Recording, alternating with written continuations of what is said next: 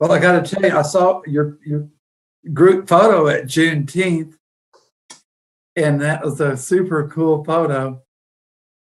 Okay, we're live. I like that. Awesome. All right. Right. Good evening, everyone. Welcome to the Tuesday, June 22nd meeting of the Carrboro Town Council. We'll start off our meeting here. Mary, our roll call. Okay, Mayor Lydia Lavelle, Present. Council Member Mayor Pro Tem Barbara Fouchie, Present. Council Member Jacqueline Gist, Present. Council Member Randy Haven O'Donnell, Howdy and present. Council Giddy Member up. Susan Romaine, I'm also present. Council Member Damon Siles, Present. and Council Member Sammy Slade. Present. All right. Thank you, Mary. I felt compelled to say giddy up there, Randy. Okay. Hey, I got this in Austin. I want Damon to know. Awesome. Okay, so Mary, we'll start out our meeting as we usually do with a poetry reading. And I'm hoping Fred Joyner, our poet laureate, is in the waiting room, ready to join us.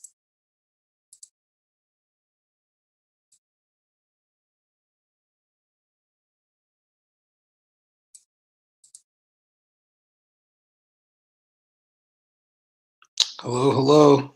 Hello, Fred. How you doing? Pretty Hi, good. Fred. I'm doing pretty well. I'm going to read a poem today, kind of bearing a little bit of bad news. A very good friend of mine, poet, queer poet. I think she would want me to identify her as a Black queer poet. Venus Thrash died this week. She was hospitalized on Monday, and she was gone by Friday in Washington, D.C. And so I want to read one of her poems. She has a book out called The Fateful Apple. It's pretty hard to find, but I'm hoping that I can, and along with our friends, get it back in print. It's a very courageous book, or a very courageous poet who was my heart. And so I may get a little emotional reading this poem, but I'm going to try to get through it. It's called Born Black. She was from Georgia. We always joked that because we had big round heads that we were probably kin. So Born Black. The state of Georgia created out of the pale blue sky a birth certificate for my mother. Otherwise, there'd be no proof she's here in the flesh or that she'd been born at all. No midwife records, no dates jotted down in an old family Bible by my grandmother who never learned to read or write. When I was 15, we buried my drowned cousin in the colored cemetery. We drove 70 miles outside of Savannah to get past the lazing cows, past the spotted horses, past the stench of manure. No fancy wrought iron fence, no sign with fancy calligraphy letters announcing colored cemetery. Just a small snatch of land overrun with weeds, grass, broken branches, seasons worth of decomposing leaves. Fathers, uncles, brothers cut the bulky grass with push lawnmowers, archaic as Jim Crow. Mothers, aunts, sisters raked, pulled weeds, swept debris from gravestones hardly visible beneath the decayed brush, bringing the departed back to life. Uncle Bird, a jokester, an eccentric who donned bearskin in winter, the growling head as hood. Granny, old Granny Tice, tea leaf and palm reader, who grew rich in her day from the gift of second sight, Black Joe Buck, bold as blood, found swaying between the branches of a cottonwood tree. When I die, I want to be buried here. I want my ashes strewn across Middle Passage. My bones ground into Goree Island's Middle Passage. Goree Island's unsettled dust. My nappy roots spring from Georgia's ghost plantation. And my death certificate to read, born Black. I'm sorry. Fred. We love you, Fred. Yeah, Fred. I mean, Oh, Fred. what a heartfelt poem, and then also to read it this week. I mean, to share it with us this week. I'm sorry. No. Yeah. No, thank you. Thank you Apologies. for sharing that with us.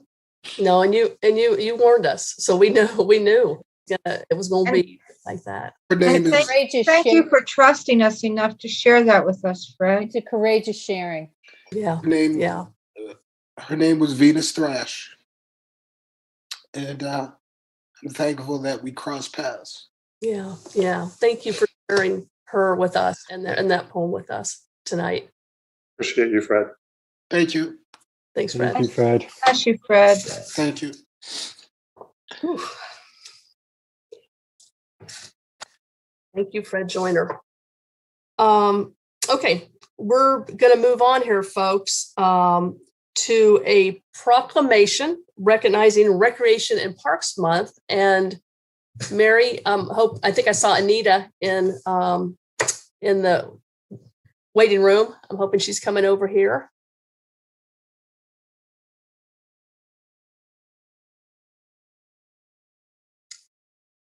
Hey, Anita, we can see your name.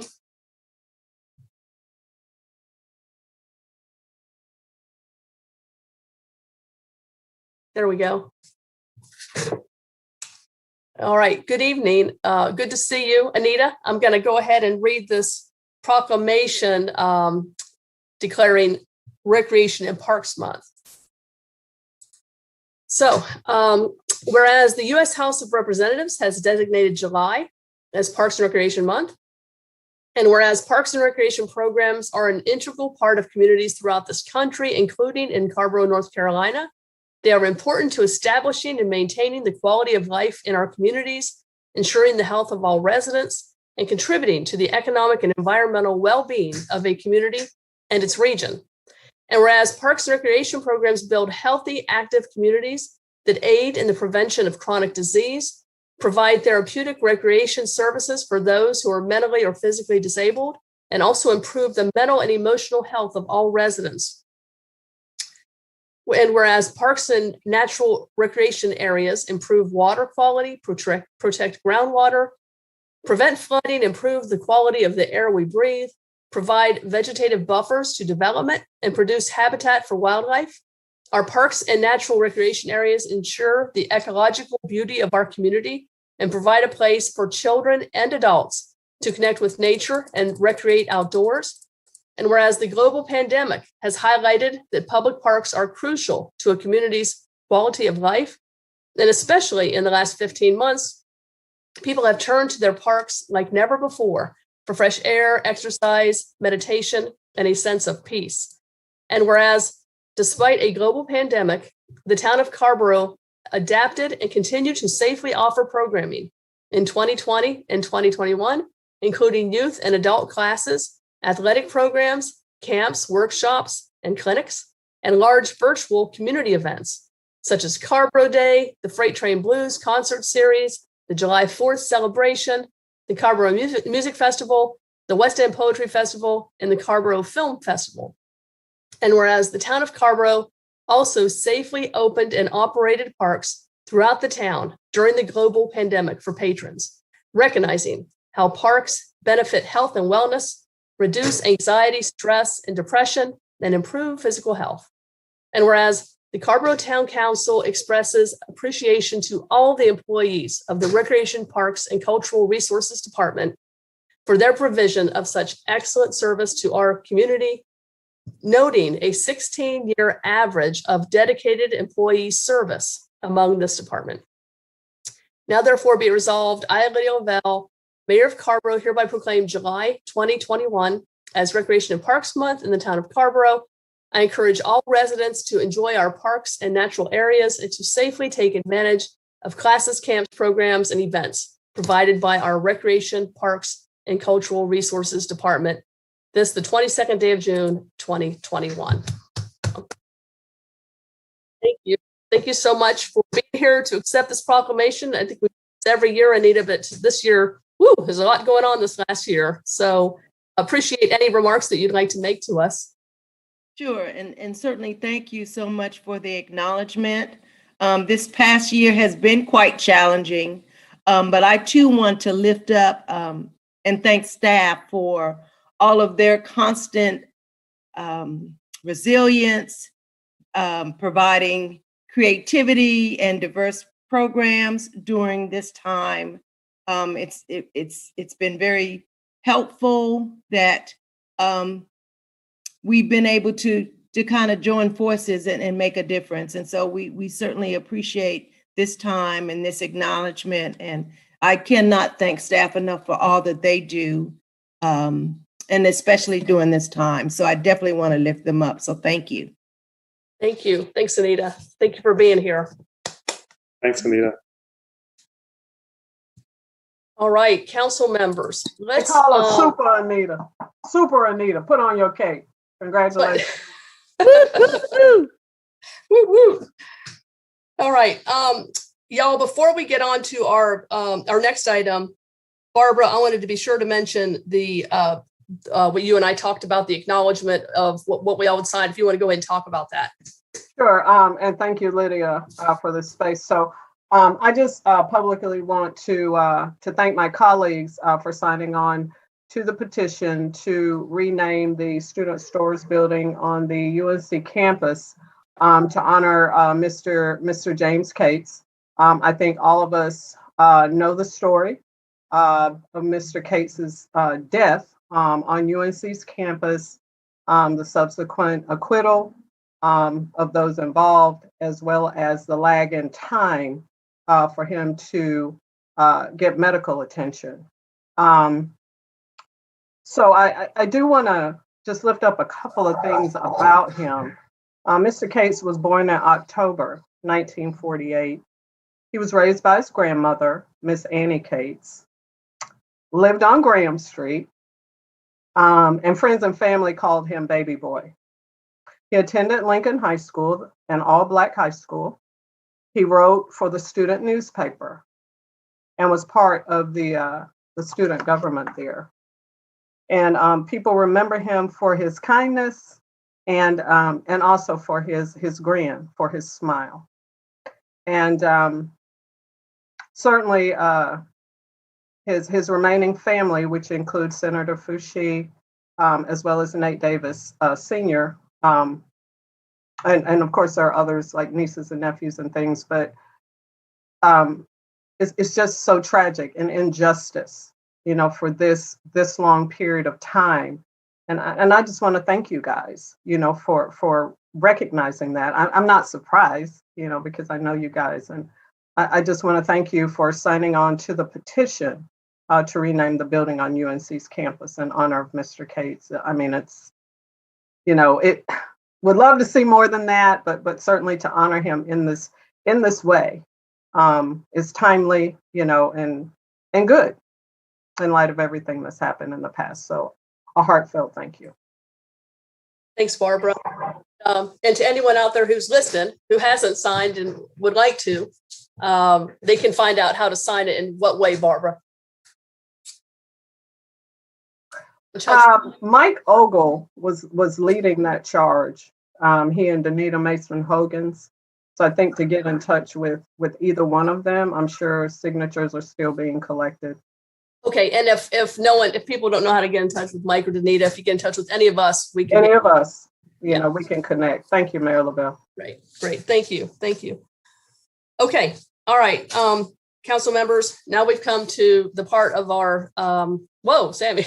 Now we've come to the part of our meeting that is exciting. We get to recognize Town Manager David Andrews. So David, before I begin this, I'm going to read you a little resolution that I put together. But also, I want to make sure Colette's nearby because she might enjoy hearing this too. I hope she's not far away. If not, she's not too far, are you, Colette? Okay.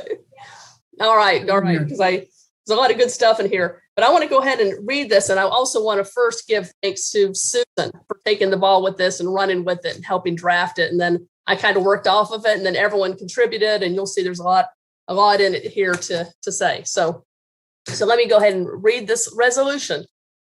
A resolution of appreciation recognizing Carrboro Town Manager David Andrews. Whereas David Andrews held executive level positions in Arizona's Paradise Valley and Oro Valley and the city of South Tucson before accepting the position of Town Manager of Carrboro in March of 2012.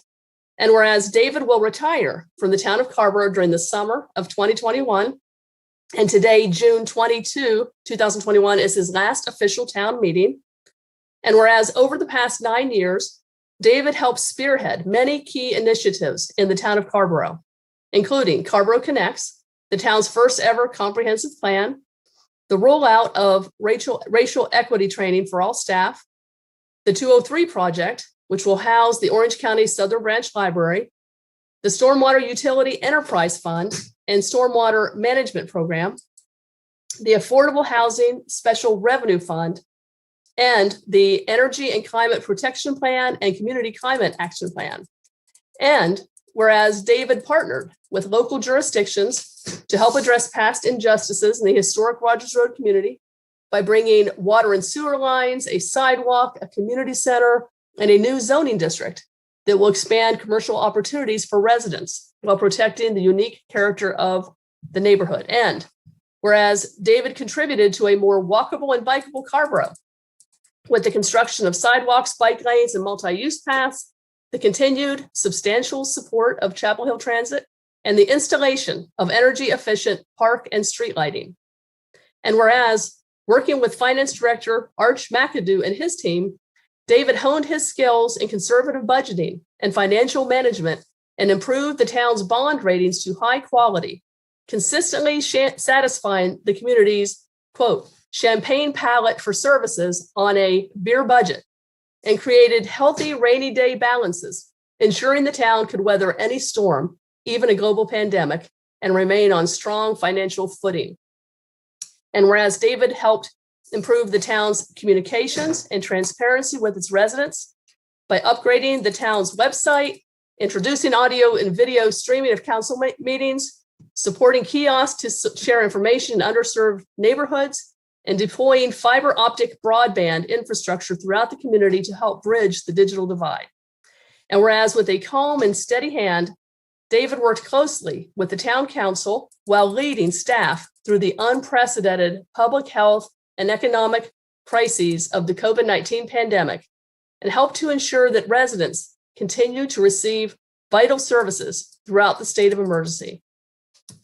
And whereas David always brought out the best in his small but mighty staff, which employees attribute to his, and these are quotes from staff members, to his sense of humor, ability to add levity to tough emotional situations, interest in his staff's lives and well-being, mentorship, responsiveness, ability to broker deals, high level of trust and respect for staff input and decisions, fostering an atmosphere of openness and a shared sense of purpose, and uncompromising ethics.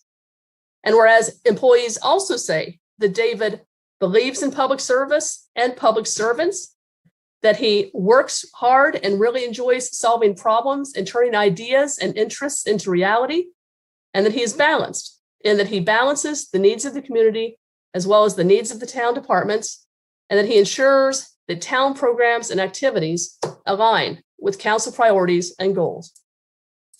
And whereas comments from Carrboro Town Council include the following.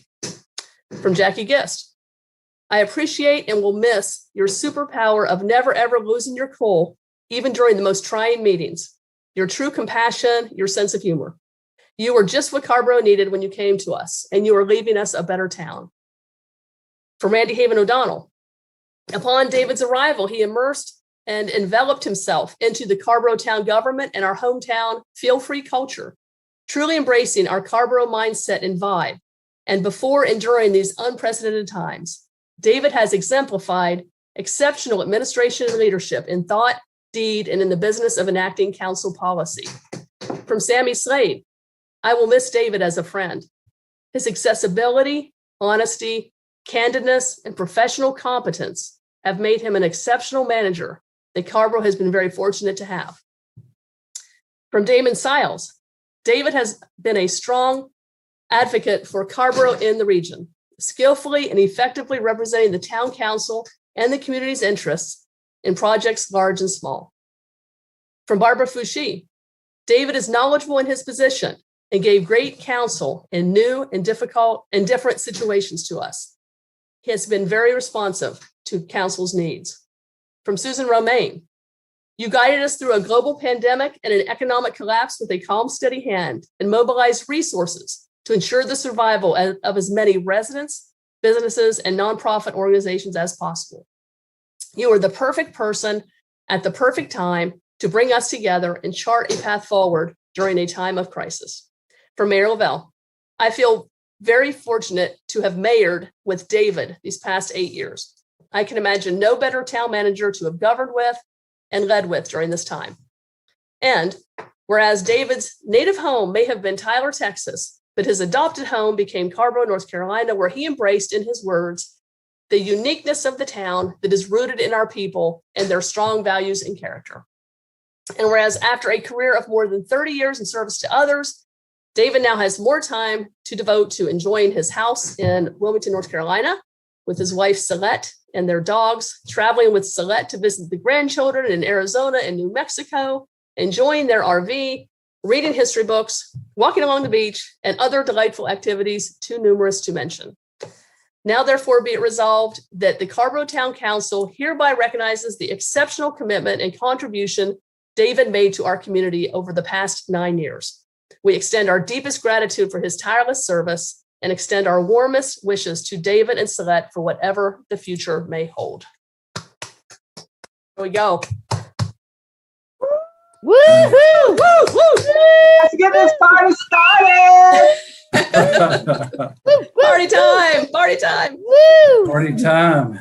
Well, David, I got comments from everyone for the resolution, or I should say Susan did. I don't know if any council members, if there's anything additionally we want to say before we hear from David. We also will have an opportunity, I think, to join with him at the end of July too. Right. Yep, that too. David, I don't know. Do you want to? Let's go with Jackie first. I see her hand up. As the senior member of the board and the one who has worked with the most managers, I hope nobody is listening because you're the best. And one of the reasons is that I completely trust you.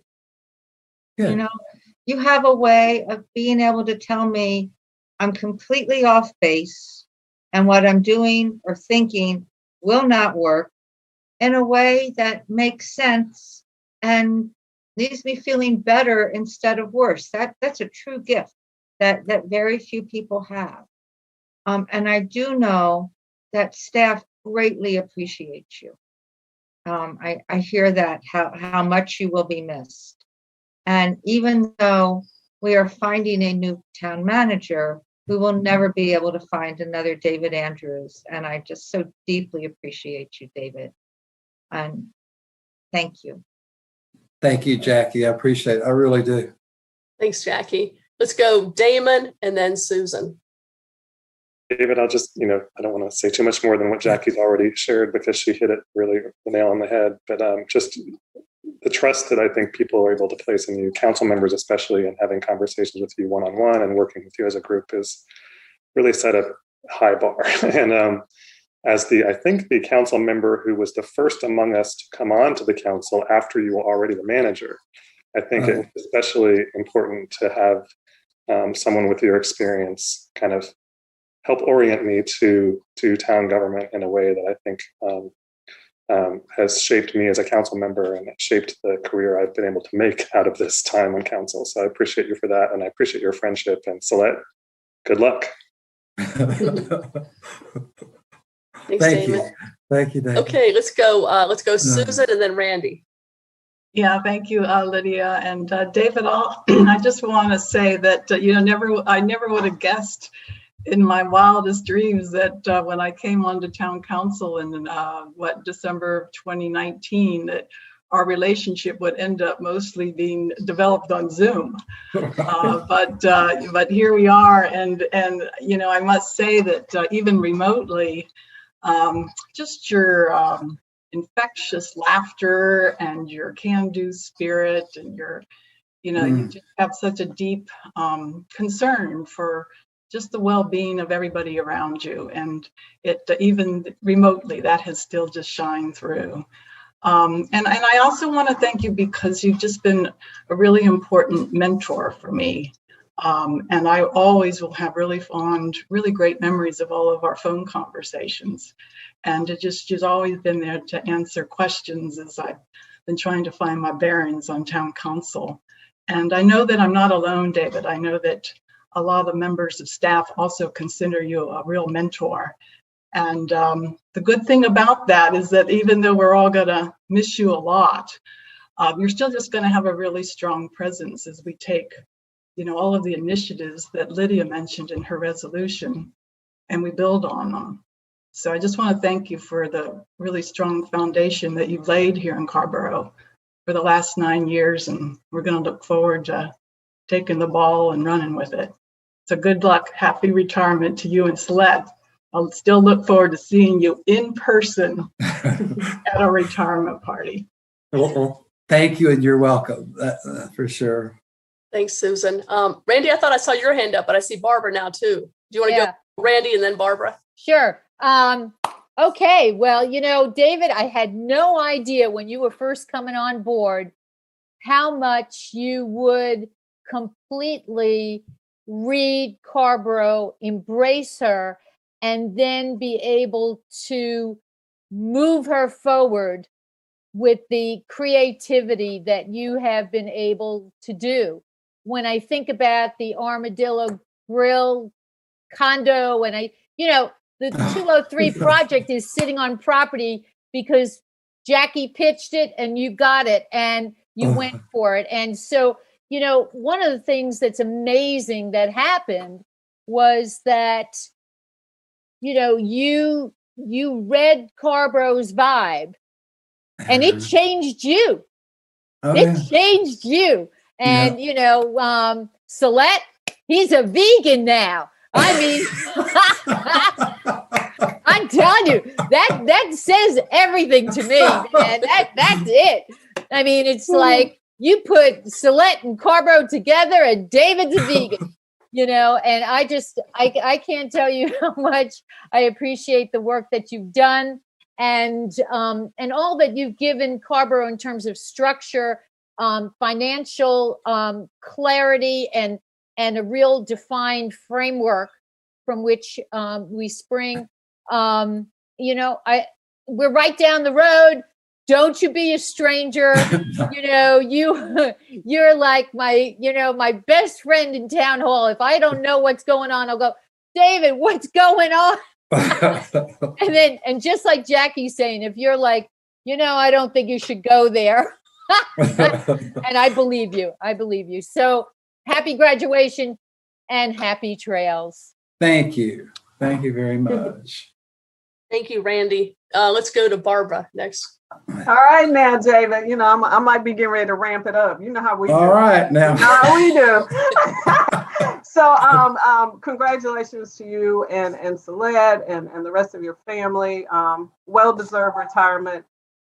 Your guidance for me as I came on council in 2017 was invaluable. I'll never forget you telling me, you said, look, can you work through me? Can you not send emails to staff and send them through me, the job will get done a lot quicker. Never forget you telling me that. And I was just like, yeah. But that was all a part of the learning curve for me. And you were an important part of that. And even though when we had our differences, as I'm sure all of us have had differences with you, just realizing the value of having a relationship with you in spite of the differences as we work together to do the work of the town. And so everybody said a whole lot of things, that I was thinking. And I just wanted to weigh in, in the way that I weigh in. And so we look forward to your party at the end of July. Y'all take care. Thank you, Barbara. Appreciate it. Thanks, Barbara. Sammy. David, I don't have much more to say. I think everyone's really summed it up for me also, but like Barbara said, it's important to add our energy to the pot. And I just want to express a lot of appreciation for the energy that you hold. And it really comes through. And I feel like it's resonant with what Carrboro represents too. And you've, like many have pointed out, set us on a good course and really facilitated it. And you've been very professional and capable at doing that. And I appreciate your honesty and your candidness. And so we'll miss you, but we're also very glad that you'll stay in North Carolina and in Wilmington. So congratulations to you, and I hope you enjoy your grandchildren a lot. And congratulations, Celeste, for having such a wonderful man. Oh, thank Thank you, you. Sammy. Thanks, Sammy. I'll close it out briefly. I mean it that I'm so thankful to have been able to, the entire time I've been mayor, you've been town manager. And I think we've gotten a lot done over these years. And something I really like about you, David, is you're not, you don't act and you just kind of react. You're proactive. And I think that's really helped our town over the last 9 years. You hear ideas and you run with them, and you've really moved us forward. And so you'll get a lot more accolades, I'm sure, between now and the end of July at your get together. But anyway, we wanted to be sure to recognize you tonight during this very momentous last town council meeting with us. So well, thank you, Lydia. Yeah, it's great to see Celeste too here. So I often in the background. So. Can I say just a couple of things real quick? Please do. Yes. All right. So, first of all, I just want to say that the proclamation was very comprehensive, and it really does go back, a long ways. And, I just want to say I've really, truly enjoyed working with each of you. I have a great deal of respect for you, for your compassion, for, the policies that you bring forward. Your devotion to the community is unprecedented in any community that I've ever worked in. It's just outstanding. And I think that's what makes Carrboro, the unique community that it is. I know when I was interviewing with, 10 years ago, I remember one of the persons that worked for the consultant says, when people come to Carrboro, they never want to leave. They love Carrboro. And now I completely understand that. It's just amazing. And I want to say, and I'll wrap it up, that I have grown so much in the past 10 years, more than I ever knew in the previous 50. And it was a combination of working with you, and also for the dedication of this young lady over here who helped give me courage. Let's just put it that way. She demanded it. And so I just want to say, many, many thanks to her too. And we're looking forward to the retirement party on July the 30th. It's going to be a welcome back post-pandemic for all of the employees.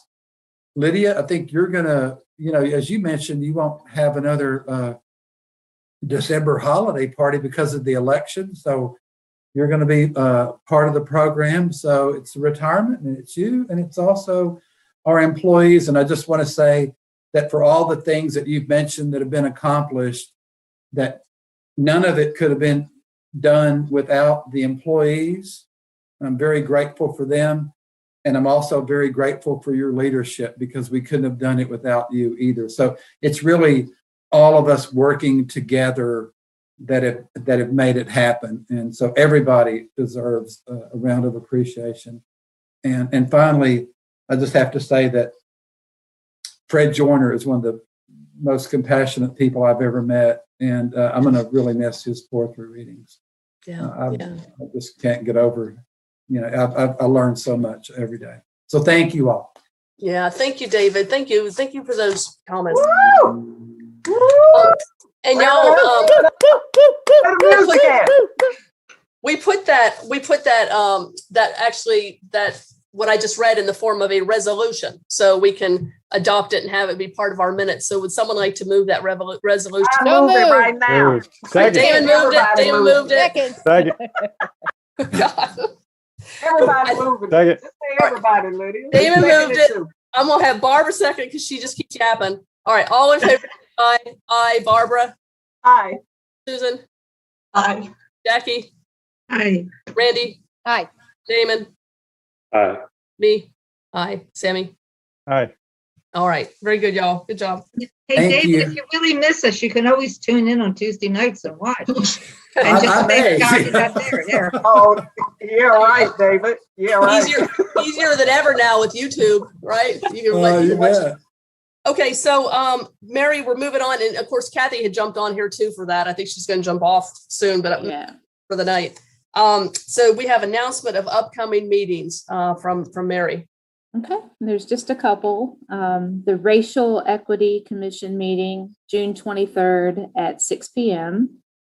and a community food distribution, June 24th from 9:30 a.m. to 11 a.m.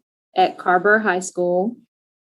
And then June 24th is the Pride Food Truck Rodeo and Dance Party at the Carrboro Town Commons. You all come.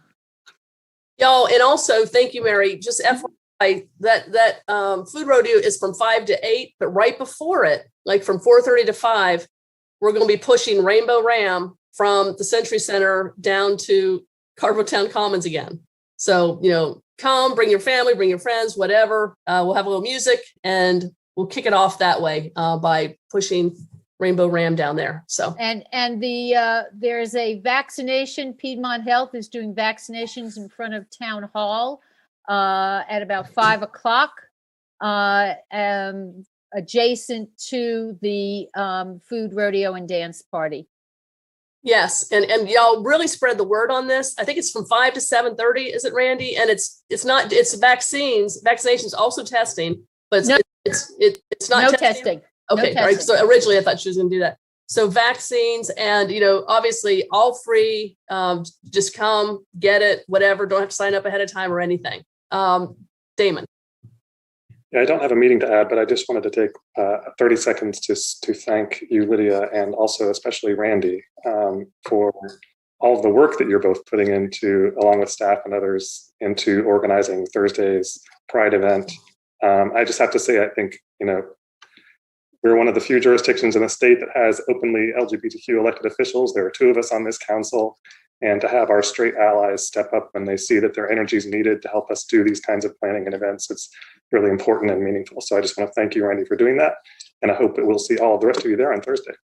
Yeah, thank you. Thanks, Damon. That Randy's been awesome. She's kind of run with it. And the other thing is we have several volunteers from our Carrboro Town staff. They're going to work the event. And we also are partnering with Chapel Hill, and Town of Chapel Hill has several volunteers that are also going to help with the event. So we'll have a pretty good group out there. It's supposed to be a beautiful evening. Sam? And let me just point out that there are 10 food vendors, 5 trucks, 5 tablers. There are 11 table groups that are going to be there. So it's going to be quite a celebration. And Ben and Jerry's from 6 to 7, free scoops.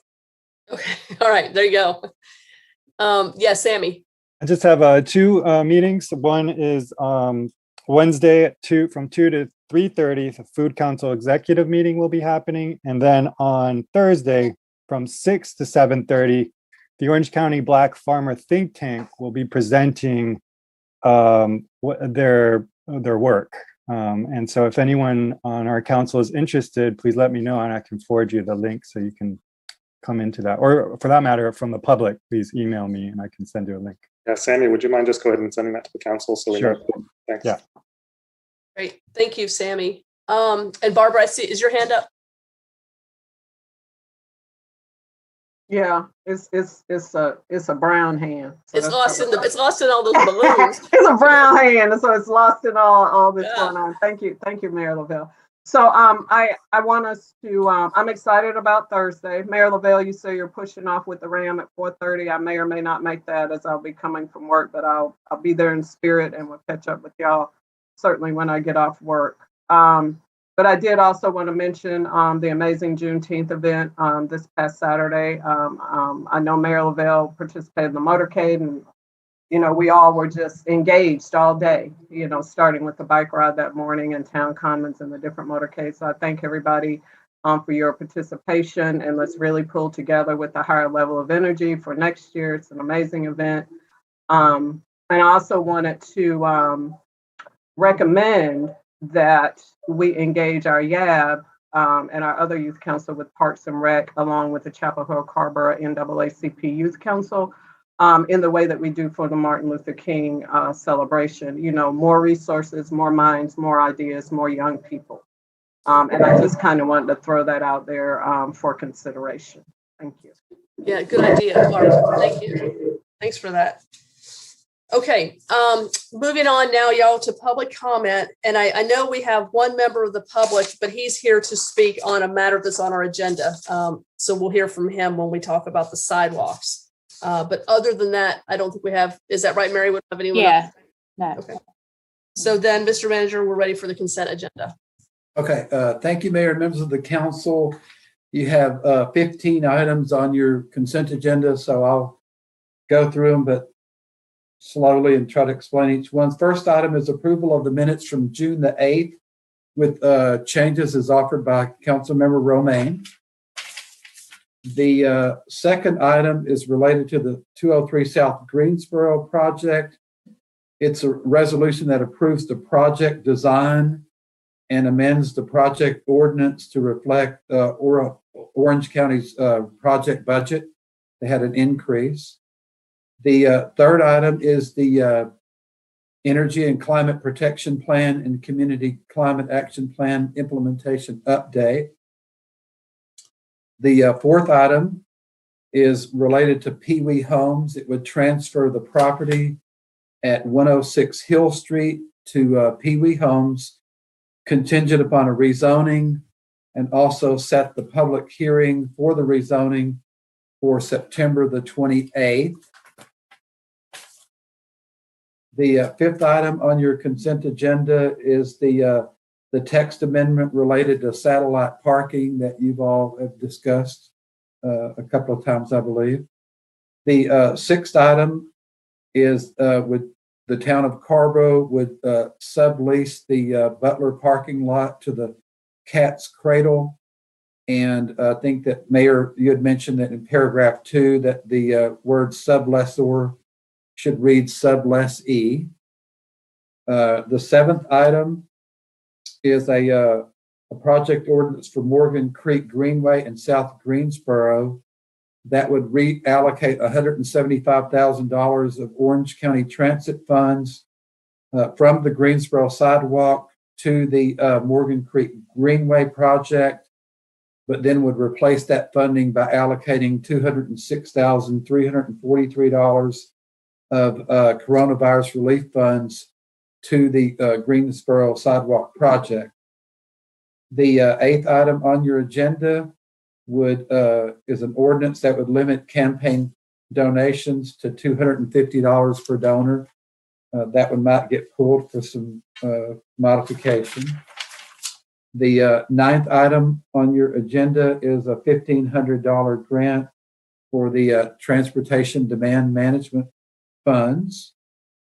The 10th item is something that you have every year. It's a designation of the fund balance for 2021 budget items not yet spent. and that amount is $575,599. And the projects are listed in the ordinance or I guess ordinance. I guess the 11th item is related to text amendments to put us in compliance with Chapter 160D. The 12th item would modify streetlight and signage requirements for roundabouts located throughout the town. The 13th item is a short-term American Rescue Plan Funding Act, and this would basically allow us to do some small business grants over the summer to get that kicked off rather than wait until September. The 14th item is the pre-audit certification for electronic payments. And then the 15th item is the Orange County Recovery and Transformation Plan update. It's my understanding that that plan will be finalized in September, but you're receiving an updated report. And those are the 15 items, Mayor. All right, thank you. Now, before I call on anyone, I know Sammy, I think you want to pull number 4 and number 5. And I know Susan wants to pull number 8. Is there another one that someone else wants to pull? I see Barbara and then back to Sammy. Which one do you want to pull, Barbara? 13, the ARPA funding. Okay, I just had a quick question. Pulling 13. And then Sammy, what's your other one? 2, 3, and 6. 2, 3, and 6. Okay, so let's have a motion for 1, 7, 9, 10, 11, 12, 14, and 15. Motion by Barbara, second by. Did anybody pull 6? Because I didn't hear you say 6. Yes. Okay. Yes, it was pulled. So motion by Barbara, second by Susan for the ones I just said. All in favor, say aye. Damon? Aye. Me, aye. Sammy? Aye. Randy? Aye. Barbara? Aye. Susan? Aye. And then Jackie. Aye. Okay, so the first one pulled was 203 South Greensboro. That was you, Sammy? Yes. Firstly, I want to thank staff for reflecting all the comments that council provided and enumerating that. It was very helpful and really good that was captured. On item 3, the solar array should be included in the project, not identified as additional alternate items. I just wanted to clarify that the building and parking deck solar arrays should be included. And then on number 5, it says make sure there's enough parking in downtown. I'm sorry to interrupt, but can we clarify what item you're talking about and what change you're requesting? Okay, so this is item 2, and Sammy's talking about 203 South Greensboro project, and you're making reference to the solar panels, and you're saying it should be not just on the building, but also the building and the parking lot. Was that what you're? Yes. Clarify that, and then is your second one also with regard to the 203 project? Yes. So I'm still on item 2, the same list. The number 5 on the list is make sure there's enough parking in the downtown for businesses. And I just wanted to remind everyone and make sure that we are accounting for new parking that we do bring online. So one of the reasons that we have agreed to having the Hilton parking was precisely to make up for parking that will be needed because of the construction. And so I'm asking that staff account for recently approved leases when thinking about needing to make up for the parking that will be displaced by the 203, both during construction and after. Okay, thanks, Sammy. Mr. Manager, those 2 items or those 2 parts of that Sammy referred to, are you? Oh yeah, I think that's consistent with past direction that we've heard. So sure, thank you for the clarification. Great, thank you, David. Okay, so let's go ahead and move number 2 then. With those comments, I will move number 2. All right, Sammy moves number 2, second by Damon. All in favor, say aye. Damon? Aye. Me, aye. Sammy? Aye. Randy? Aye. Barbara? Aye. Susan? Aye. And Jackie? Aye. Okay, next one was number 3. This was you again, Sammy, right? Yes, like I was considering pulling this item and having a presentation, but I did realize this is our last meeting and we have a lot on it. But I feel it is as important as the update on GARE that we had last week. So in lieu of that, I have some comments that I'll be sharing. One is staff is asking whether we are interested in a report about the meat and dairy work that's been done. So I would like for staff to know that, yes, we are interested, and to also include in that report the inventory that has been done. There's staff was asking about the inventory that was done by a student, and I got it backwards. What I'd like for staff to include in that inventory is the report that was done on meat and dairy. So that's the first thing. The other thing is that in the report, there's a table that provides uncorrected numbers, and I'm just requesting that instead of providing inaccurate numbers or numbers that need to be corrected, let's just go ahead and provide the correct numbers. The issue with that is that the numbers appear really positive because the methane emissions from the transportation of natural gas wasn't accounted for. And so unfortunately, the table is not as positive as it is in the uncorrected way. So I would like for staff to correct that so that we are on the same page about how much more we need to go.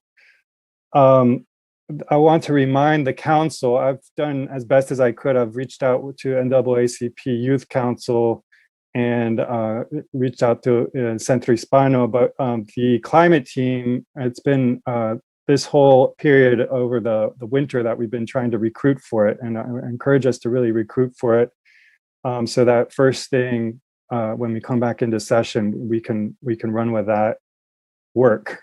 And if we don't find diversity, then because our policy says for groups that don't have a quorum, we still will appoint. So this is our chance to really do our work in making that a diverse committee.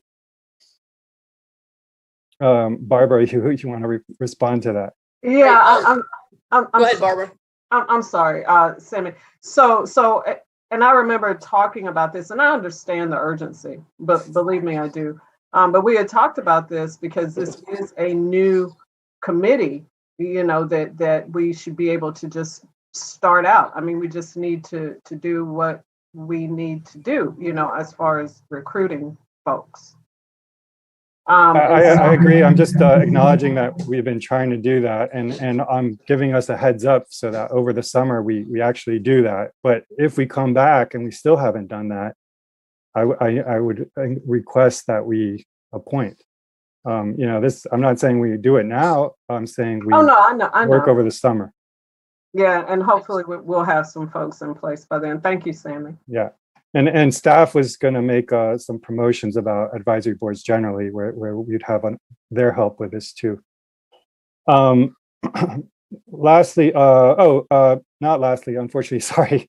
There was a comment, a summary about the work plan that Laura has, and I just wanted to make sure that what we're talking about there isn't in lieu of the resolution that we requested as a process for the budget to incorporate our climate goals and the actions and what that represents. Is just to make sure, David, that I don't know how you relay to the next manager or through staff, like make sure that staff understand that isn't addressing what our resolution was requesting. And because in there, it doesn't say that that's what it was addressing, but that's kind of the approximation, the closest thing to addressing that resolution. I just wanted to be clear about that. The other question, David, we had talked about in part of this budget process, and perhaps it fell through the cracks, about a study for electrifying the town's fleet, and that would require a study because it would be kind of comprehensive given the infrastructure that would be required. My understanding is in the current budget that there's no funds for that. Is that correct? That kind of fell through the cracks. Sammy, I thought we had money in there. I'd have to check with finance on that, but I thought we had included that. Okay, that would be great. If But not, I can double check when we Yeah. come up to that item. okay, great. When we come to that, thank you. Okay. And I just want there's an item in the report that describes expanding capacity and describes the climate action team. I just wanted to note that our hiring for a sustainability person to help with Laura's work is also part of expanding capacity per the climate action plan. So I just wanted to make note of that we're advancing on 2 counts there. And then lastly, on this item, I look forward to hearing from staff they're identified a bunch of action items for the Bee City USA. And a lot of them are very interesting. And one that I find intriguing is the one about regulating pesticides. And the reason why it's intriguing is I'm not sure we can do that in our state. And I look forward to hearing more about what the thinking is there. So with all those comments, I will go ahead and move the item. All right, thanks. Who would like to second the item? I'll second. Randy seconds it. All in favor, say aye. Me, aye. Sammy, Aye. Jackie, Aye. Susan, Aye. Randy, Aye. Damon, Aye. and Barbara. Aye. All right, very And good. thank you, Sammy. You're welcome. Thanks, Sammy. All right. Okay, Sammy, our next, the next item was one that you pulled about the kiwi helms. Yes. So in this one, I had had a question for staff. I wasn't sure if we have any history of knowing to what degree there has been overflow. I know there's a pipe that conveys the stream underground, but I'm wondering to what degree in recent history we know of any flooding that has happened above ground when that pipe overflows. And obviously, this isn't a question necessarily to be answered tonight, given that we're going to be looking at this later down the road. But I'd like staff to be looking into that, because the last thing we want to do is create another situation like we have at Bard Owl neighborhood, where we have homes that are flooding and adding and exacerbating that issue. And related to that question is, we've talked in the past about daylighting the stream and whether that is still an option and to what degree it would help or exacerbate the possibility of flooding. And then lastly, on this item, as I shared with you all over an email, I would like for us to include in the deed not a 99-year lease, but rather one that reflects value that Native Americans have had, which is to account and care for 7 generations into the future. And on average, if we think of a generation as 30 years, what that would mean is not 99 years, but rather 210 years. And because this is our own property, this is an opportunity very easily for us to make that part of the deed before we were to transfer it. So with that change to the resolution, so that instead of 99 years, it says 210 years, along with the comments I've said, I will move this resolution. Okay, is there a second to Sammy's motion? Second. Who said second? Barbara. Okay. All right. Any comment? Let's see. I see Susan and then David. Yes, I just have one quick question. The changing to 210-year lease sounds fine. I'm just curious, why is there a 99-year lease? Is that just a random number, or is there some particular reason that it's been 99 years? Well, My sense is, go ahead, David. Well, that's why I raised my hand. We probably need to get Brady. I don't know if 99 years is something standard in American law. I really don't. So Brady, can you help us out with that? You understand that with the issue? Yeah, it has something to do with this common law doctrine called rule against perpetuities. it's one of those things where if you go and specify in a deed for a particular purpose and it ceases to go and get used for that purpose, basically you have to know whether or not the grantors, or excuse me, the grantee down the line will be able to take the property. It's a very confusing doctrine. I noticed that when I was reading the agenda materials. I think that's the reason behind it. Now I could be wrong, but I can go and check with our office to determine if that 99-year language was standard because of that common law doctrine. Now, Brady, when you mentioned rule against perpetuities, I got a chill down my back. Oh, I know. Yeah, you know. I remember that. Well.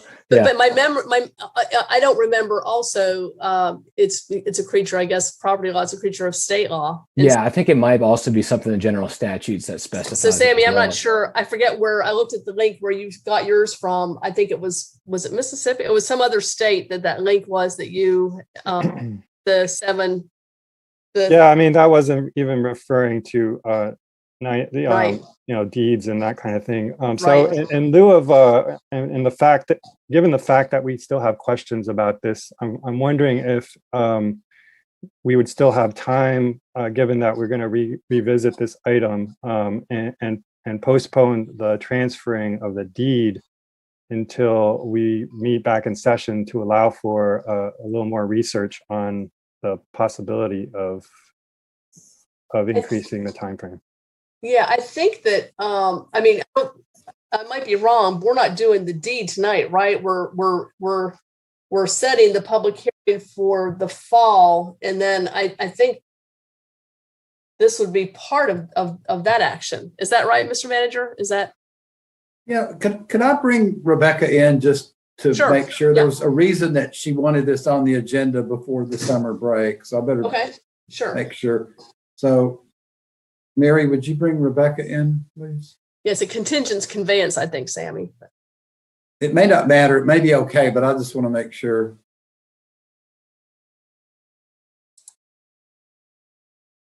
Hi, can you all hear me? Yes. Were you following our conversation there, Rebecca? Yes, and this was the conveyance of the property was contingent on the rezoning. We just wanted to bring it forward now because David actually has to sign the rezoning. So we wanted it to be a part of this agenda item to lay the groundwork for that future item. Got it. So we have time for the. It seems to me like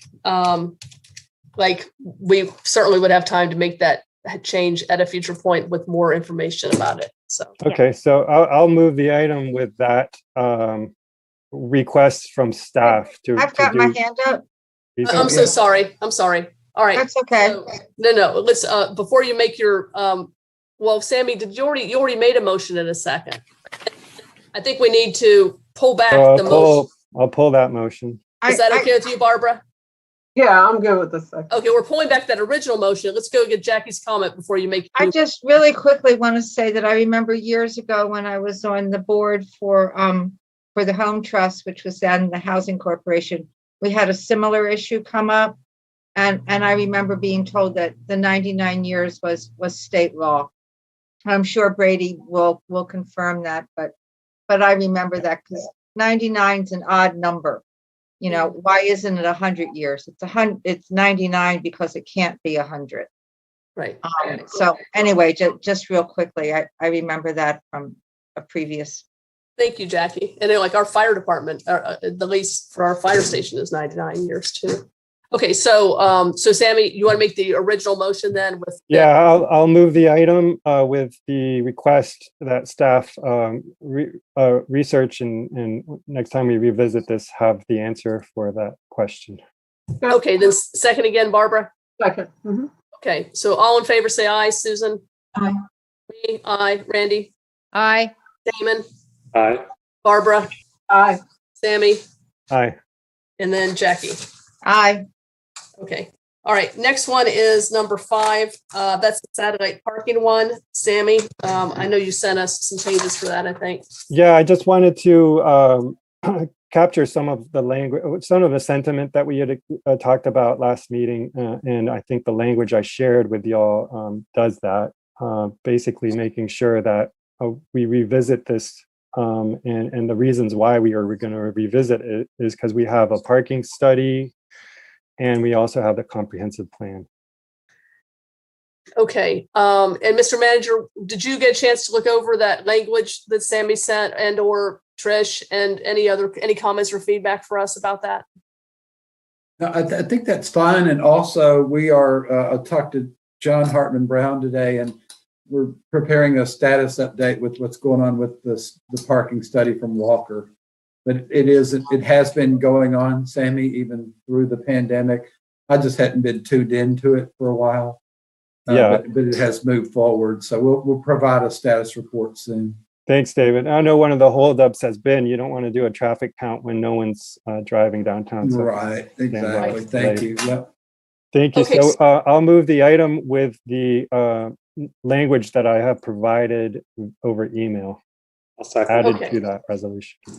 All right. So I just want to read quickly out loud that language, just so the public or whatever hears it. But it was, whereas on June 11, 2019, Town Council directed staff to pursue a paid parking and enforcement study to identify potential solutions for overcoming barriers for access to surplus privately owned parking in town.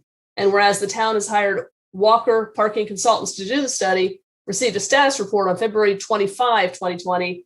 And whereas the town is developing a comprehensive plan, and then now therefore be resolved, the Town Council directs staff to provide a follow-up report on the results of the adoption of the ordinance to the Town Council in 2 years. And be it further resolved, the Town Council directs staff to contextualize the follow-up report with the outcome of the paid parking and enforcement study and comprehensive plan. So, okay, so did you make a motion on that already, Sammy? So moved. Yes.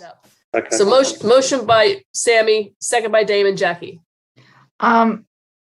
I want to make sure that in this study, and this is based on conversations I've had with businesses over the past week or so, I want to make sure in this study that there are simple facts like how many people work downtown who need parking. We did not have that with the last study. They couldn't even tell me how many businesses were downtown. So the study is not going to be worth its salt unless it answers those kinds of questions. It's not just counting cars when people happen to be there. It's a true understanding of how much parking is needed. And we're not going to know that unless every business is surveyed to find out how many employees they have who need parking. If that's not part of the study, then when it comes back to us, there's going to be a lot of unhappy people who own businesses downtown. And I'm also going to be an unhappy people. Just want to make sure that's in there. The last time it wasn't. All right. Thanks, Jackie. Mr. Manager, I see your hand up. Okay. So even though I won't be here, I do not want Jackie to be unhappy or anybody. So just for clarity, let's bring, if we can, Trish is out there, I'm sure. She always is. Let's make sure that we have a clear understanding of the scope of work for that study. Okay. I'd rather get it on the table now than have a surprise later. Okay. It'll be useless again without it. All right, let's talk about it if we can. It looks like, all right, Mary's brought Trish over here now. So I see Trish's name.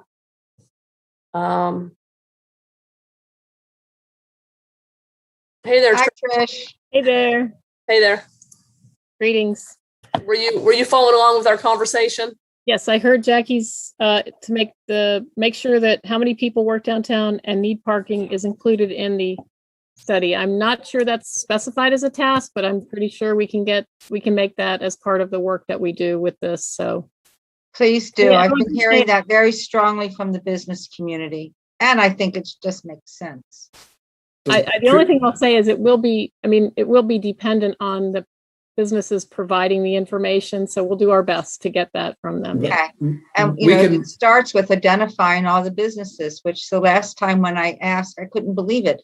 I said, well, how many businesses are downtown? And they could not tell me, which to me invalidated the study. So let's make sure we have that, please. So Trish, we could modify the scope of work if it needs to be modified to make sure that is included. Yes. correct? Yes. Okay, What I'm sure we can do that. We might have to, we might have to make some adjustments to it, but if that's, we'll make sure that that is part of it. Yes. that's what we've been told. Yes. Okay. Much appreciated. Thank you. Yep. Thank Okay, you. so everyone stay put for just a second. I see Randy's hands up. Randy. Yeah, so I'm, and Trish, you might be able to answer this, and this is going towards the potential need to modify. I'm just wondering, given where we are right now, where we expect 203 to be, and because we're at a moment when some businesses that had been downtown for generations are no longer there, and we've yet to have new business get up and running in those spaces. You know, how can the study account for the change that's going to occur 1 and 2 and 3 years out, anticipating the great change that we will possibly see? Well, I mean, in that case, if there are empty spaces, you know, the best we can do, I think, for those is look at the uses that have been permitted in them, and perhaps the maximum uses that are allowed there, and the parking that's, you know, the parking generation that we would typically see. So what is the parking requirement based on the square footage, and fill in the blanks. But I mean, obviously we can't estimate the exact businesses or what the parking needs of employees who aren't there are. So I mean, there may be some gaps in that regard. So I mean, we will do the best we can to fill in for those gaps, but, and perhaps by the time we do the survey, you know, we'll have some, I mean, there have been some businesses backfilling, you know, interestingly, you know, during, even as we know, there are changes going on. There are some vacant spaces downtown though. So I think we can look and provide a placeholder for those based on what we know about those, the square footage and the typical parking requirements. Thanks, That would be my best. That's good. Thank you. estimate. Thank you. All righty. So that was item 5, and I think Sammy had made the motion and Damon had seconded it. Just, sorry, Lydia, one more comment. In the scope of work, I looked at the last time we had an update, and you know, for this to be successful, it really requires buy-in from the lot owners, the business owners, and in order to do that, I want to make sure that we are surveying the lot owners as to what are their barriers for allowing use of their space in a more shared way. And it's important because a part of the scope of work by the consultant is to provide models of how this nut has been cracked in other communities.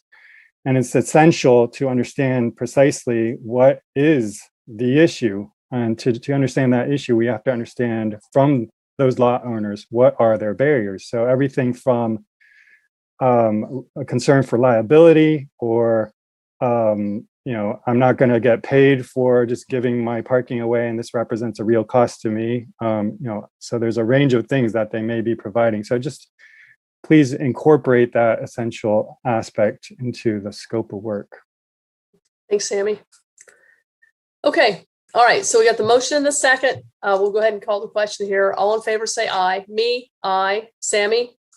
Aye. Susan? Aye. Randy? Aye. Jackie? Aye. Barbara? Aye, and thank you, Sammy. And Damon? Aye. Thanks, Danny. All right. Thank you, Sammy. All right. Now we're on to number, I believe it's number 8, and that's Susan. I think we're on 6. I think you skipped 6. Oh, I'm so sorry. Yeah. Okay. Yeah, 6. Yeah. I was thinking, no, I had a note that you'd already said that change I made to the lease, but I forgot. Yeah. Sammy had a question. Yeah, no, on this one, I didn't want it to be part of the consent agenda because I am not in agreement of our needing to have more parking given the empty spaces that currently exist in the parking deck that we lease from right next door. And so I would like the minutes just to reflect my reason for why I'm voting no. And essentially, I'm voting no because I believe the town should sublease to the Cat's Cradle the empty parking spaces the town leases in the parking deck instead. And we could make a park just the same for use by the cradle and what we're talking about on this item tonight. Well, I hear you that you're going to vote against this, but I think I don't. We kind of have steered away from a lot of the detail about why we vote for or vote against in the minutes. I'll let Kathy and Mary sort out how to do that. But I think but Lydia, when we state during a meeting that we would like the meeting minutes to reflect something, that's typically accepted. Okay. All right. Minutes reflect action. I hate to keep being the one to say this, but I'm sorry. I mean, there's many times we want to be able to give our rationale for things, but we can't because it's not the action that the council takes. And so I just keep underscoring that because that's what it says. I will say this, I think it makes it much more clear for our clerk when they, when the minutes reflect the actions, and not necessarily a lot of detail about why we vote for or vote against something. So in that spirit, I hear Sammy saying he's going to vote against this. So is there anyone else who would make a motion for item 6? I just wanted to comment real quick on for Sammy. And so Sammy, I understand what you're saying, and minutes do typically reflect actions. So you're saying now why you are voting the way you're voting. So, I mean, it's on record, like with the recording, and on YouTube. I don't know if that's sufficient. I understand what you're saying, but I didn't know. But you're on record right now, just not in the. Yeah, I mean, I thought we could do that. I mean, it's been done. I mean, Randy did it once, and Jackie followed up with her the last time we did it. And so I thought it was something we applied to everyone, and that's why I brought it up as something that could be included in the minutes. I might be wrong. If there's a double standard, then there's a double standard. No, I'm trying not to have any kind of double standard. And if it's happened before, I apologize. But my sense is, if we could do it that way, then we would, every one of us, just say why we are or are not voting for it, and ask that it be put in the minutes just during the meeting, not just after the minutes. So that's what I'm asking for. Right, and I just don't think we can do that on every single vote for or against. I mean, we've been down this road a few different times. Then I would ask for some consistency, because I know Jackie and Randy both asked for the minutes to be reflected, and ironically are objecting to my request tonight. So I'm fine with that. Let's just be consistent from here on out. No, Sammy, I'm sorry that you're conflating two different kinds of circumstances, and but first of all, I don't think we should be taking our time to discuss this at this point. Let's cut it off. Then let's cut it off. There's no reason to go any further. Someone please make a motion for this item. I'll move it. Randy moves item 6, the subways for Cat's Cradle. Second by Susan. All in favor, say aye. Barbara. Aye. Susan. Aye. Randy. Aye. Sammy. Nay. Me. Aye. Jackie. Aye. And Damon. Aye. All right. And I would just like to say before we go on, I apologize if that's happened, and I'm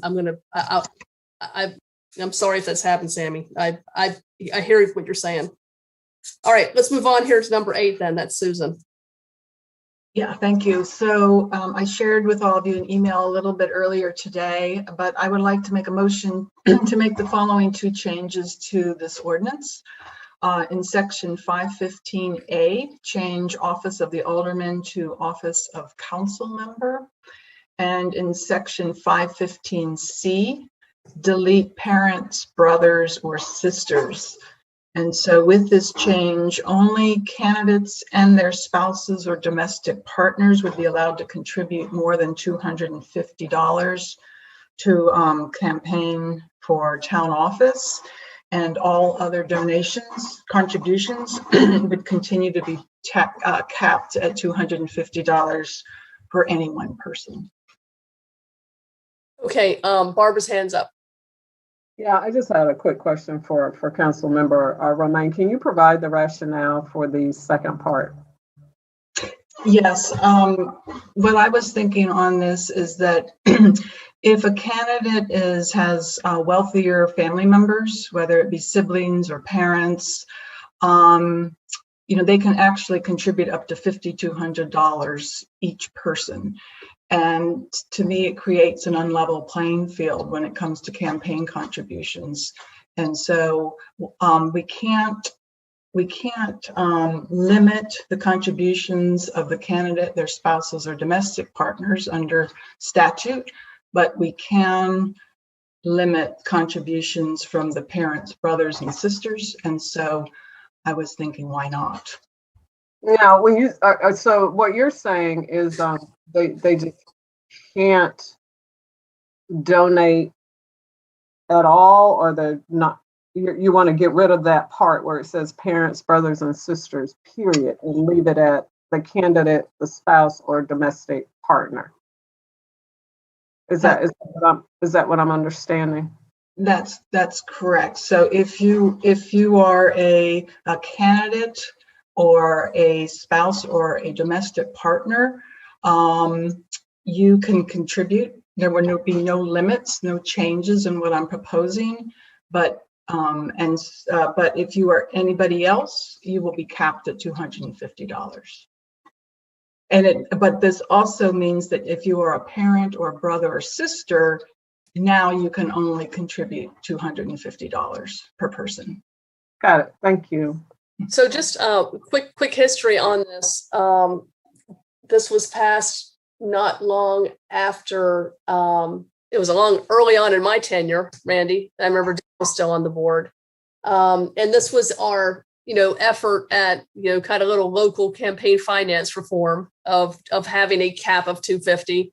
At the time, of course, same-sex couples could not get married. So we wanted to be sure to include domestic partner registered with a government agency. We may as well still keep that in there, even though it's not as necessary as before. But it's that's why that was in there. But I appreciate the thought behind this, Susan. I mean, the original intention behind it certainly was to kind of do what you're suggesting, was to narrow it so that you can only get them from these people. And so now what you're wanting to do is narrow it even just a little bit more. Does anyone see any? Barbie, your hand's still up. Is that from earlier? Oh, it's brown. I can't see it and all of that. I don't know anything else. All right. Does anyone have any concerns about this or any unintended consequences we're thinking about? I guess I can't see any. So Susan, that's your motion. Anyone want to second this motion? Second it. Yeah, I think, thank you, Councilmember Romaine. I think, in explaining your rationale, I mean, it just goes back to what Mayor LaVelle just said, kind of tightening down on the campaign financing, and, it's a way of leveling the playing field. So I appreciate the thought that went into that. Yeah, great. Okay, so second by Barbara to Susan's motion. All in favor, say aye. Susan? Aye. Randy? Aye. Me? Aye. Jackie? Aye. Damon? Aye. Sammy? Aye. And Barbara? Aye. All right, very good. All right, so now we're down to number 13. Barbara, I think that was you about the American Rescue Plan Act. Yeah, and mine was just really quick. So I'm looking at the amount of money, which I understand, and I see we expect the framework of the grant to be as follows: the minimum criteria, the priorities based on points, and eligible grant fund uses. So is there going to be a tightening up of the application, or an opportunity for a more expanded explanation around the application process? Maybe David knows this, or maybe John is in the meeting. Is this just like the beginning, like an outline type of thing, or what? So Well, go ahead.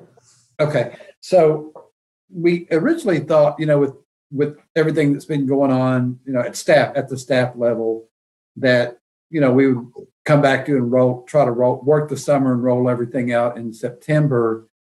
But then we heard from the business community, and seemed like that they really needed something sooner rather than later. So we tried to put something together in short order, so we could get something rolled out there. But John is here, and maybe he can get into more specifics about what the plan might be. Good evening, John. Good evening, everyone. Thanks, David. Yeah, so obviously this was a little rushed. And so what we're trying to provide to council is a basic framework for what our thought process is for developing a grant. So what that picture looks like, we're going to take the time to make sure we develop it, make sure it's done correctly. So we've tried to provide kind of the framework, which is the minimum criteria for applying, what we intend businesses could use the grant funds for, and then how we're going to prioritize those. And so you can see those basics there in the staff summary sheet, and those are also reflected in the ordinance as well. And so we're providing that for you all. We'll be more than happy over the summer to send out kind of a more finalized program of what we're looking at, but we definitely wanted to get this before you all and approved so that we could get these grants out as soon as possible. So thank you, John, and I agree with that. So we can get the funding out as soon as possible. Just wanted to better understand the application, particularly the point system and how all that works. So whenever if you're able to share it, that's all I was asking. Thanks, Barbara. Yeah, sure. I see Sammy has his hand up. So Sammy. Yeah, and I appreciate your laying out what that criteria is. I'm also interested, like Barbara is, in a little more detail on it. But one of the things that I would also like for you to include or consider how to include is prioritizing businesses that are 50% or more owned, either in Orange County or counties contiguous to Orange County. And that would get at the interest that we've had on a long-term basis for supporting our locally owned businesses. So if you could include that in there, that would be great.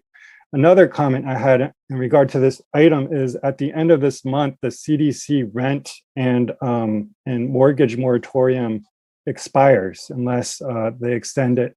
And there's a real possibility that we could see a lot of people needing funds, more funds. And I just wanted to raise that, given that we won't be in session again, and to make sure that staff is keeping a pulse on that and able to be responsive if that need arises. And just wanted to understand from staff if there's a current sense of our funding that's currently available, we might be able to cover that. And if we do run out and need to reallocate some more from the federal ARPA funds, if that would be a cause for an emergency meeting from the council.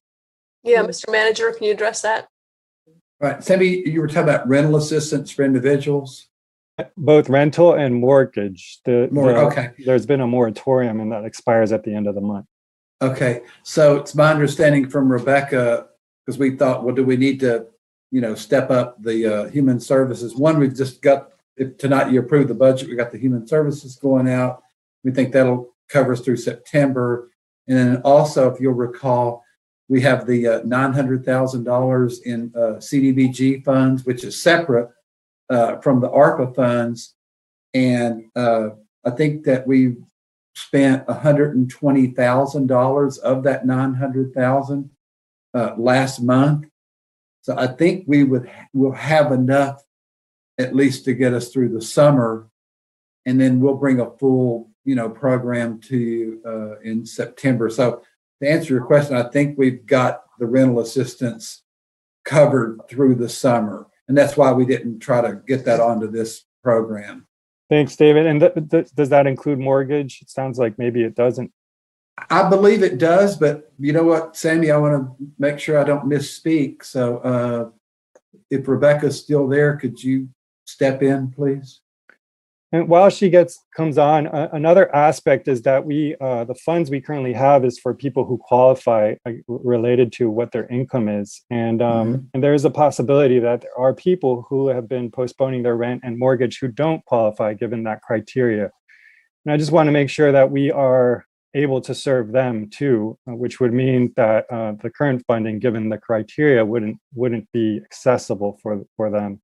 And it's significant because if we think about the last downturn in the economy, it was every range of economic income that was affected by it. And what we don't want to have happen is that people who currently don't qualify to receive this kind of help are left hanging.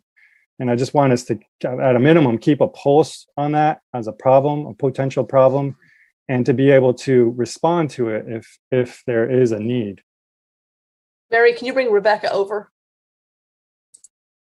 While Rebecca, I'm sorry, Mayor LaBelle. And while Rebecca is coming over, I just, I'm looking at the amendment. And so the unallocated funds left will be about 3.8 million after we finish up with the grants to small businesses, essential employee paid town revenue replacement. That's what we'll have left out of our 6.2 million. Correct. The 6.2, right, which is different than even under the 9 that we still have, under the 900 from that too. Yeah. Thank you. Rebecca, did you hear the conversation of Sammy's question, first of all, about the and/or mortgage and/or others that might fall through the gap? Yes. The EHA, Emergency Housing Assistance Program, does cover mortgage assistance. The HOPE program does not. The HOPE program is the state program that also has a lot of money in it. So we are directing a lot of our residents there, as well as serving them through our local EHA program. And then HOPE serves people at 80% AMI and below, and the EHA program serves people at 60% AMI and below. So there is a wider range of income that of people who can get help through both programs for housing assistance. Does that answer your questions, Councilmember Slade? Yeah, that's helpful. I mean, so basically for 60% AMI and above rent, there's no help. You're saying rent is only EHA, right? A mortgage. So the HOPE program serves people at 80% and below, and they only do rent and utilities. EHA also includes mortgage assistance, and it's for people at 60% AMI and below. For mortgages, EHA is the only one that covers, and it would only be 60% AMI and below. So a 60% AMI and above mortgages doesn't get covered because HOPE doesn't do that. And so at a minimum, maybe what we should do for EHA is bump it up to 80% AMI to account for the fact that HOPE doesn't do that. And secondly, at least gain an understanding as to whether this is a significant need or not. I don't even know if it's relevant, but we just don't know. And maybe it's a matter of just keeping a pulse on it. If it is relevant, then for us as a council to be ready for a meeting over the summer to address it. If, maybe it's a moot point, may not be necessary. So Rebecca, we get what Sammy's getting at in terms of the difference between mortgage and rent. And then also there might be some that don't fit into either that are like, kind of falling through the cracks. And if necessary, if we need to revisit this at some point, we could, this summer and we have to kind of see, I guess. So yeah, and I will just mention that the county is doing a phenomenal job of administering this program, and they do have a dashboard that staff can access. So I can take a look at the data, and I can share that with you in my next human services report, so you can see. I don't think many people have accessed it for mortgage assistance. Yeah. But when the moratorium ends, we definitely will want to make sure that we're keeping an eye on it. Yeah, and actually, I was on the Family Success Alliance when the county did that great presentation. Rebecca, I think you were on there too. And one of the things the staff person from the county said was that he didn't know. And so I'm hoping we could find out whether this is a significant issue or not. I know we've been doing a really good job for assisting, given the parameters we have, but especially for those incomes that don't qualify, maybe there's an issue. Thank you. Thanks, Sammy. Okay, so this item was originally pulled, I think, by you, Barbara. Do you want to go ahead and move the item now? Yeah, I'll move agenda item 13. Okay, second by, I'll second it. Barbara, do you want to include the comments you had and the two that I've provided as part of your motion? I'm sorry. Thank you, Sammy. Including all the comments for myself and Councilmember Slade. okay. And Mary, are Thank you. those comments were? Yeah, I got them. Okay, all right, very good. All in favor say aye. Barbara? Aye. Susan? Aye. Randy? Hi. Jackie? Aye. Me? Aye. Damon? Aye. And then Sammy? Aye. Okay, very good. All right, Mr. Manager, on to the public hearing. Okay, thank you, Mayor and members of the council. We have one public hearing, and that is for the South Greensboro Street sidewalk project, which is at 65% design. So I think probably Tina is going to introduce that staff report, maybe.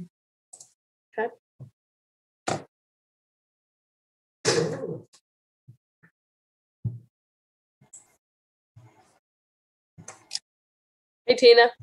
Hey, good evening, everyone. Mary, will you pull Kayla over as well, please? And good evening, everyone. I'm pleased to introduce Kayla Poulos. You'll be joining us in just a moment. She is part of the design team with Rami Kemp and Associates, and she'll be providing the presentation tonight as David just introduced to the South Greensboro Street project, now at 65% design. And while Kayla's kind of getting her presentation up for a screen share, I just want to provide you with a little bit of an update. We had our third public meeting today, a drop-in session, and we're still getting good comments and some good suggestions. So with that, I'll be available for questions if you need me, and I'll let Kayla take it from here. All right, go ahead, Kayla. Nice to have you with us tonight. Hey, good evening. Thanks for having me. I am the design engineer with Rami Kemp Associates. So this is the South Greensboro Road Sidewalk Improvement Project. As Tina mentioned, we're roughly at 65% plans currently. A little bit of background, the west side of the corridor was selected due to the historic district located at the northern end of the corridor.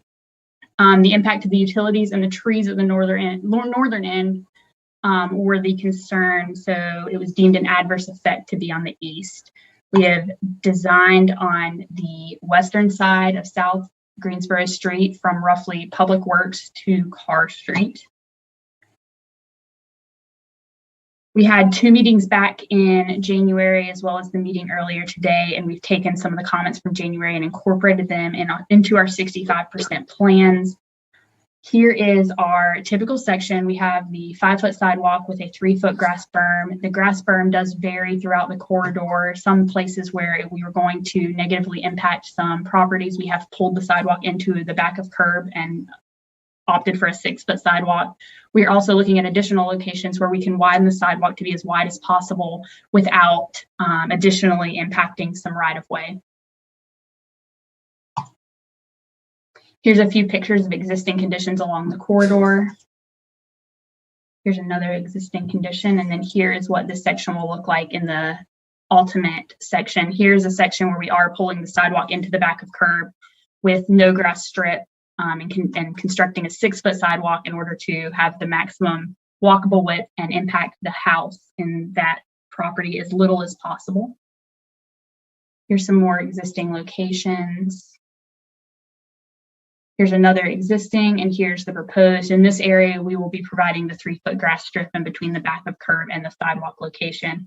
There are some instances in areas such as this where we could provide a little bit wider of a path instead of just the 5-foot in order to get the maximum width without affecting right-of-way any more than we already are.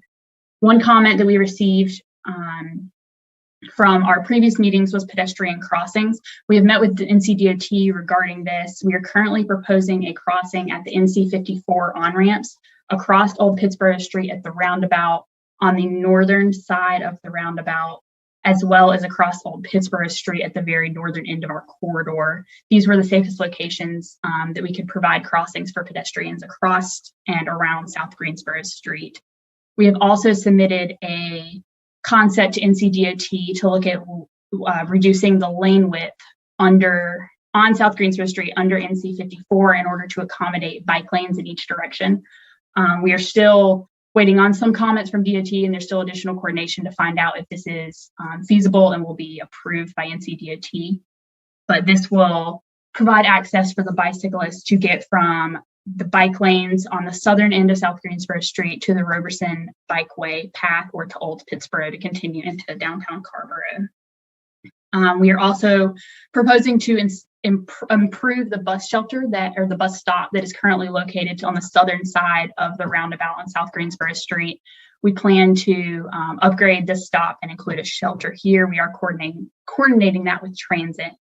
We are looking at the driveway tie-ins along the property, and any mailboxes that are along the property that are impacted will be relocated by the contractor, and we'll be coordinating that with property owners.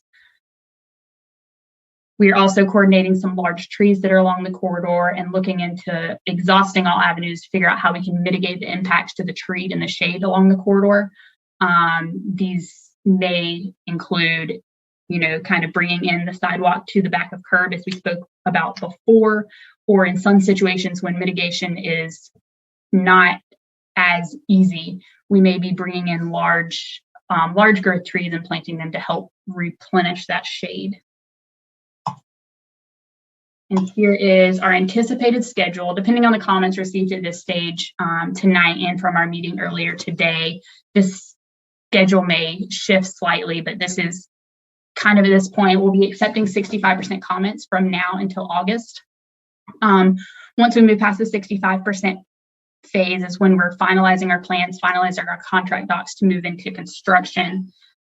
So our plans will be finally set after this phase. We are anticipating right-of-way acquisition from August of 2021 to February of 2022.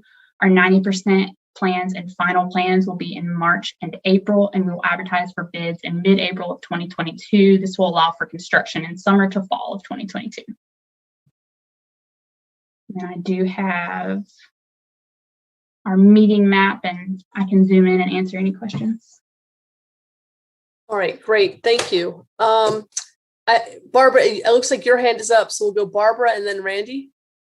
Oh, I'm sorry. It was up from last time. I appreciate the presentation, though, but I don't have any questions right now, Mayor LaVelle. Okay, thank you. Thank you. All right, we'll go to Randy. Your hand was up, or was that from earlier, Randy? Nope. Okay. Kayla, I have a question. In working with Trish and the planning department, what is the alignment of the South Green sidewalk project and construction with the 203 project? In other words, are they going to overlap? Will this be done before the other begins? Because that corridor is going to be greatly impacted. And I just think that we need to have a really good handle on what's happening and when, and how to help the community all around that corridor. Tina might be able to speak a little bit better on the timeline of that. I know we are coordinating and making sure that our plans align with the ultimate kind of goal of both projects, because we end right where that property is taking place. Tina, do you have a little bit more on the timeline of that? Sure. I think this question, thank you for bringing that up, Randy. I think that question came up in our first drop-in or our first meetings in January, some concerns with business folks about the two projects happening about the same time. And my recollection is that, and Trish can speak to this more, is that the expectation is that the 203 project will be somewhat site contained. So that shouldn't be as much of an issue as it might appear kind of in your first impression. We will certainly do our best to keep the impacts as limited as possible. We've been trying really hard to do mailings to all the folks living along the corridor before each step of a process. And if I recall correctly, Kayla, that you believed that you could do construction without completely closing the road, except for perhaps certain occasions, so that for the most part, South Greensboro Street would remain open, but perhaps only one lane open at a time. So you'd have some traffic control. Correct. That's correct. So does that answer your question, Randy? Yeah, I think so. And what about the businesses that are at South Green? Have you spoken with them and found out about, what their sense of how they will be impacted? We did reach out to a number of the folks early on, and we did include them with our latest mailing for this update, but we can certainly reach out to them again. So thank you for that reminder. Yeah, perfect. Thank you, Tina, and thank you, Kate. All right, thanks, Randy. We go Sammy, then Susan, then Damon. Yeah, thank you for the presentation. I just wanted to make sure that we are integrating the bike paths that exist or don't exist or potentially could exist with these sidewalks and the plans. And specifically, I understand like on north of a roundabout, it would be really hard to expand the roadway to include a bike path. But fortunately, we have Old Pittsboro Road, which can cover and make that connection. It's south of the roundabout, and the roundabout itself to the end of what this project represents going under the bridge that I'm concerned about. In the map, I don't see where the bike lanes are. And so to the extent that we're talking about the potential of expanding sidewalks where it's feasible, I want us to also be thinking of expanding right away to allow for bike lanes where feasible, both in the roundabout and south of the roundabout. And given that we have a comment period until the end of August, if you don't have an answer today, if I could get a response over email and we can go from there as to what we may be able to do in that regard. Thank you. Absolutely. So we are in coordination with NCDOT currently. We've submitted to them a concept to narrow the lanes from Public Works Drive all the way to the roundabout to be 10-foot lanes. This would allow us to have room on either side to restripe that area of South Greensboro Street to have a bike lane in each direction. And then at the roundabout would become a sharrow so that then people could make their way to the Roberson Bike Trail or to Old Pittsboro to continue into downtown. We have not heard a definite back from NCDOT at this point. We're still kind of coordinating with them. And I think we're also going to have a few meetings with Chapel Hill Transit as well before we have a final answer. So we didn't want to show them on the map yet until we had an approval from NCDOT. Thank you very much. If that confirmation is received from NCDOT, when you get a chance and that information can be included in the map, if you could please share that with us as a council, that'd be great at that time. Thank you. Absolutely. You're welcome. All right. Thanks, Sammy. Susan, then Damon, then Jackie.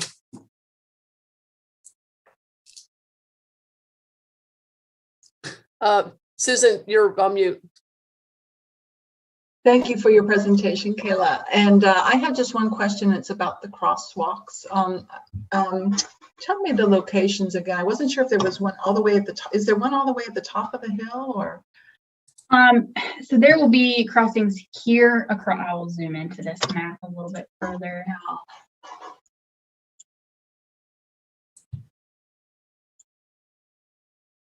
There will be crossings across the ramp in this location here, as well as across, sorry, it's floating, as well as across Greensboro Street here. There will be pedestrian crossings, and both of those will be signalized. There will be pedestrian crossings across the roundabout here, as well as here, so you have connectivity all around the roundabout. And then there will be a crossing across Old Pittsboro at the northern end of the project, but not across Greensboro. Mm-hmm. Okay, great. Thank you. That's all I needed to know. Appreciate it.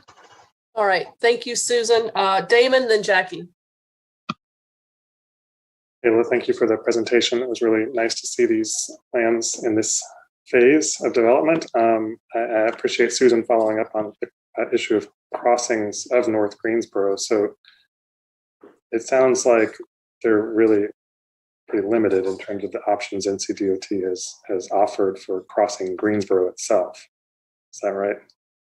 That is correct. We tried to look at just with the speed and the sight distances for the pedestrians on South Greensboro Street. We wanted to make sure we provided the safest crossings as possible in this corridor. So the safest locations that we found are right there at the roundabout, since you do have cars slowing down as they approach that roundabout. And then pedestrians will be able to cross Pittsboro here. However, they would have to cross Greensboro at this existing crossing at this location. We did try to look in our meeting with DOT and see if there was any other locations where we could possibly offer mid-block, but there was just no safe locations where we could get pedestrians across.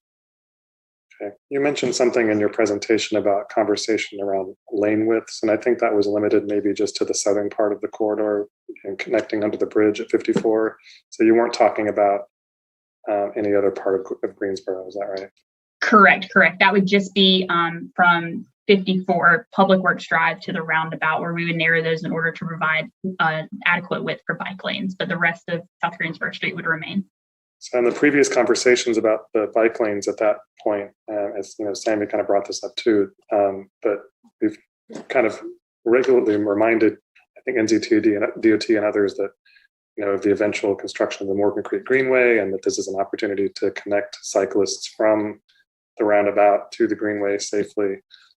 Is that still part of the conversation? Yes. That is part of the conversation. We're trying to coordinate those bike lanes from the roundabout to there. Okay, great. Yes. And the idea is that could be sort of wrapped into the scope of this project, rather than some hypothetical way of managing or resolving that issue later on in some other project. Is that right? Yes, there is. South Greensboro Street under 54 is scoped to be resurfaced, and so we're using that opportunity to restripe it to accommodate those bike lanes with the narrowed lane widths, as long as that is approved by NCDOT and Transit, both as a scope of this project. Perfect. Okay. Well, I look forward to hearing more about that, and certainly look forward to hearing that there are no objections to doing that. But keep my ears open. Please let us know if there are. I guess finally, Lydia, I just wanted to make sure that, you know, I think at least one person, Alan Stutz, is in the audience waiting to speak on this topic, and I don't know if anybody else is, but want to make sure we didn't lose sight of that. Thank you, Damon. Thanks. Yeah, we'll get to Alan in just a second. Let's go to Jackie, and then we'll hear from Alan. Thank you. This is so exciting. I know I've lived in Carrboro a long, long time, and I think I've heard about this sidewalk since I first came here and how much people need it. So this is very, very exciting. In follow-up to a question that I believe Randy asked earlier about the timing of the sidewalk construction with the building, with the big building project that we have going. I know when we built the roundabout, our businesses felt that they suffered and that there could have been better signage. Everybody remember hearing that, and the businesses were concerned that the signage just wasn't very good. And so signage will be important, but also, and this may be difficult, coordinating times when the two construction projects may conflict with traffic, and making sure that they're working that the two, and since they're both working for the town, I think we'll have to really, really be careful that they're coordinating things, because both of these projects will be disruptive. They have to be to our downtown businesses.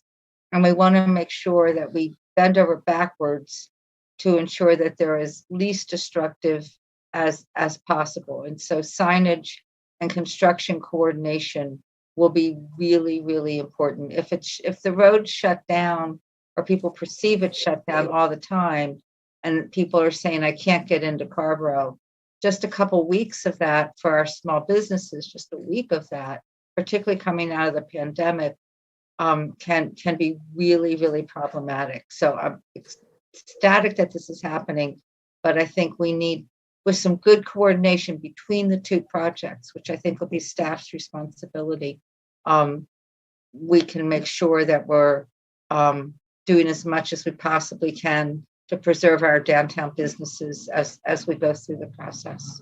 So thank you. All right. Thanks, Jackie. Okay, I'm going to go ahead. Barbara, is your hand up again, or is that from earlier? Yeah, I had a quick question. I'm sorry, Maribel, and I might have missed something because I remember Sammy was talking in reference to the bike lanes. I think Damon said something too about the lane reductions. And this is for Kayla. So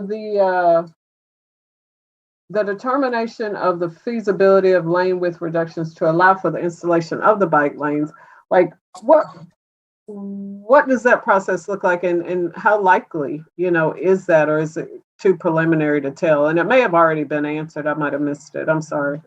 No, you're fine. It's too preliminary for me to make a absolute determination one way or the other. I do think that is something that's very feasible. And something that we've seen in other locations. I'm not going to promise that it's going to be approved. Right. It is up to NCDOT to determine if that's something that they will allow. And that's based on, we've submitted that to their traffic group. So that's just based on traffic analysis. And then we also will have to continue coordination with Chapel Hill Transit to make sure that they're okay with the narrowed lane widths for buses and everything along the corridor, so that won't negatively impact the transit system. Thank you. I appreciate that. You're welcome. Yeah, thanks. All right. Thanks, Barbara. I'm going to go ahead and open up the public hearing, and we'll hear from Alan Stutz, who has signed up to speak on this.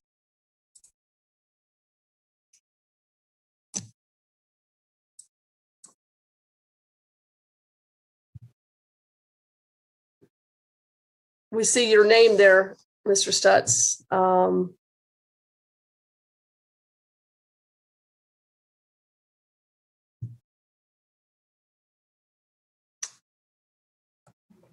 Yeah, looks like your microphone's off now. Yes. Can you hear me now? Yes, we can hear you. We can't see you, but we can hear you. Thank you for your patience. I can't see you either, so we're even. Okay, well, thank you for your patience to get into this item, but you go ahead and give us your remarks. You have a soft 3 minutes. Absolutely. I want to thank you, the council, and particularly the staff, for getting this sidewalk project to this point. As Jackie said, it's a long time coming. Much in favor of it. Very much in favor of it being on the western side of the South Greensboro. That's where what there is of a walking path already exists. So in that sense, it makes sense for it to be on the west side. I want the staff to consider the crossings down around on either side of the roundabout. Those need to have accessible talking pedestrian signals. Something that had not been considered. I want that put on the plate. It's very important to have those accessible signals. And lastly, the bike lanes under the bridge from the roundabout to Public Works Drive, that's important. It's good. It's been built into this project, but don't let DOT and their process slow the progress on this sidewalk. That's just not productive way to look at this. Try to make them both happen. If DOT wants to drag their feet, try and push them along, but keep moving forward on this sidewalk project. It's very important. There's a lot of people been waiting for it, and it's even from just beautification point of it, it's one of the main entryways to this town, and you shouldn't have to be looking at ditches along the entryway. Yeah. So thanks. All right, thank you, Mr. Stutz, for your comments. Let's see, Sammy, you have your hand. Yes, I just wanted to stress the importance of finding, and I know NCDOT is already saying no, but a crosswalk mid-block is key. As last time we spoke about this, we had a lot of neighbors who live on that side of the road, and we had talked about the possibility of having a mid-block crossing to serve them. And I think they would be very upset if they heard that we're unable to do that. So Trish, if we could share these current plans with those neighbors, especially to make sure that they're aware of where we are on this and the fact that there aren't crosswalks. So, and so that they could also be commenting in this comment period. The other thing was I mentioned in regard to Kayla, looking into and working with NCDOT about the possibility of narrowing the lanes south of the roundabout. And in the interest of not holding this project up, as we just heard from one of our citizens to not do, if you could also be simultaneously, in case the NCDOT says they can't narrow the lanes, be looking at a possibility of using the right of way or expanding the right of way to bump the sidewalk to allow for there to be space specifically for it without needing to narrow the lanes. If we could create the space that would allow for the bike lanes. And if that could be designed simultaneously, then if the NCDOT says they can't, then at least we'll have this second option to run with. Because you had mentioned in your presentation that in areas where it's possible, we could have a wider sidewalk. So instead of having a wider sidewalk, if we could at least have, and if we can't have bike lanes, then that those be bike lane spaces instead of expanded sidewalks. Thank you. All right, thank you, Amy. Thanks for this comment. All right, I'm going to close the public hearing. Would someone like to move the resolution that's with this item? With the comments. With all right, hang on a minute. Who hollered first? I'm sorry. I was looking at the resolution. All right, motion by Jackie, second by. I'll second. Amy. A friendly amendment. Can we include the comments? And do you know which comments, Mary, that Sammy is referring to? I could enumerate some of them, and people can fill in. One is the talking crosswalks that we heard about. Another is it sounds like you're already doing this, follow up with NCDOT about narrowing the lanes, and also simultaneously looking into designing where it's feasible, bumping the sidewalk over to create space for a bike lane. Two is sharing with, this is for our staff to sharing this latest update with the neighbors so they're aware of the lack of crosswalk mid-block, so we can allow for them to have comment. And three or four is at the point where it's possible, please provide where the bike lanes will be on the map. So when you hear from the NCDOT, if it's a matter of narrowing the lanes, then please provide that map ASAP. Or if it's a matter of moving the sidewalk over, provide the bike lanes map so we can understand how that integrates. And I think those are all the ones I remember. Another one was to work to minimize the impact given the construction of 203, also to coordinate the minimization of the impact on the two projects. So. Yeah. And the signage. That's yes, the impact and the signage. Impact and signage. So I'll take those friendly amendments. Okay, so that motion was from Jackie. The second was from Sammy. And Susan, did you have something else to add to that? Yes, I just wanted to add that I too really like, I appreciate Sammy mentioning about the mid-block crossing. And I was going to see if the idea of really figuring out a way to really lower the speed limits in that area, if that's even an option. But it just seems like at the mid-block crossings, it's especially important that the cars are going slower. Yeah, no, I appreciate that. And perhaps that should be a comment reflected also that you know, this, I guess we want to take a good look at this possibility of the mid-block crossing and continue to investigate the speed limit, although we've looked into that a few times. Yeah, there's really no reason the speed limit should be as high as it is in that portion of Greensboro Street. Right. I would definitely support including that comment. Yes. Okay. So is that a friendly amendment? Okay, Sammy, Jackie and Sammy? Yes. Adding that to the resolution? Okay. All right. So we've got a resolution. Let's take a vote on it. All in favor, say aye. Randy? Aye. Susan? Aye. Me, aye. Damon? Aye. Sammy? Aye. Barbara? Aye. And Jackie? Aye. All right. Very good. Thank you. Thanks for being with us, Kayla. Appreciate it. Thank you. All right, Mr. Manager, next item. Okay, Mayor, members of the council, the next item on your agenda is consideration for adoption of the FY 21-22 annual budget.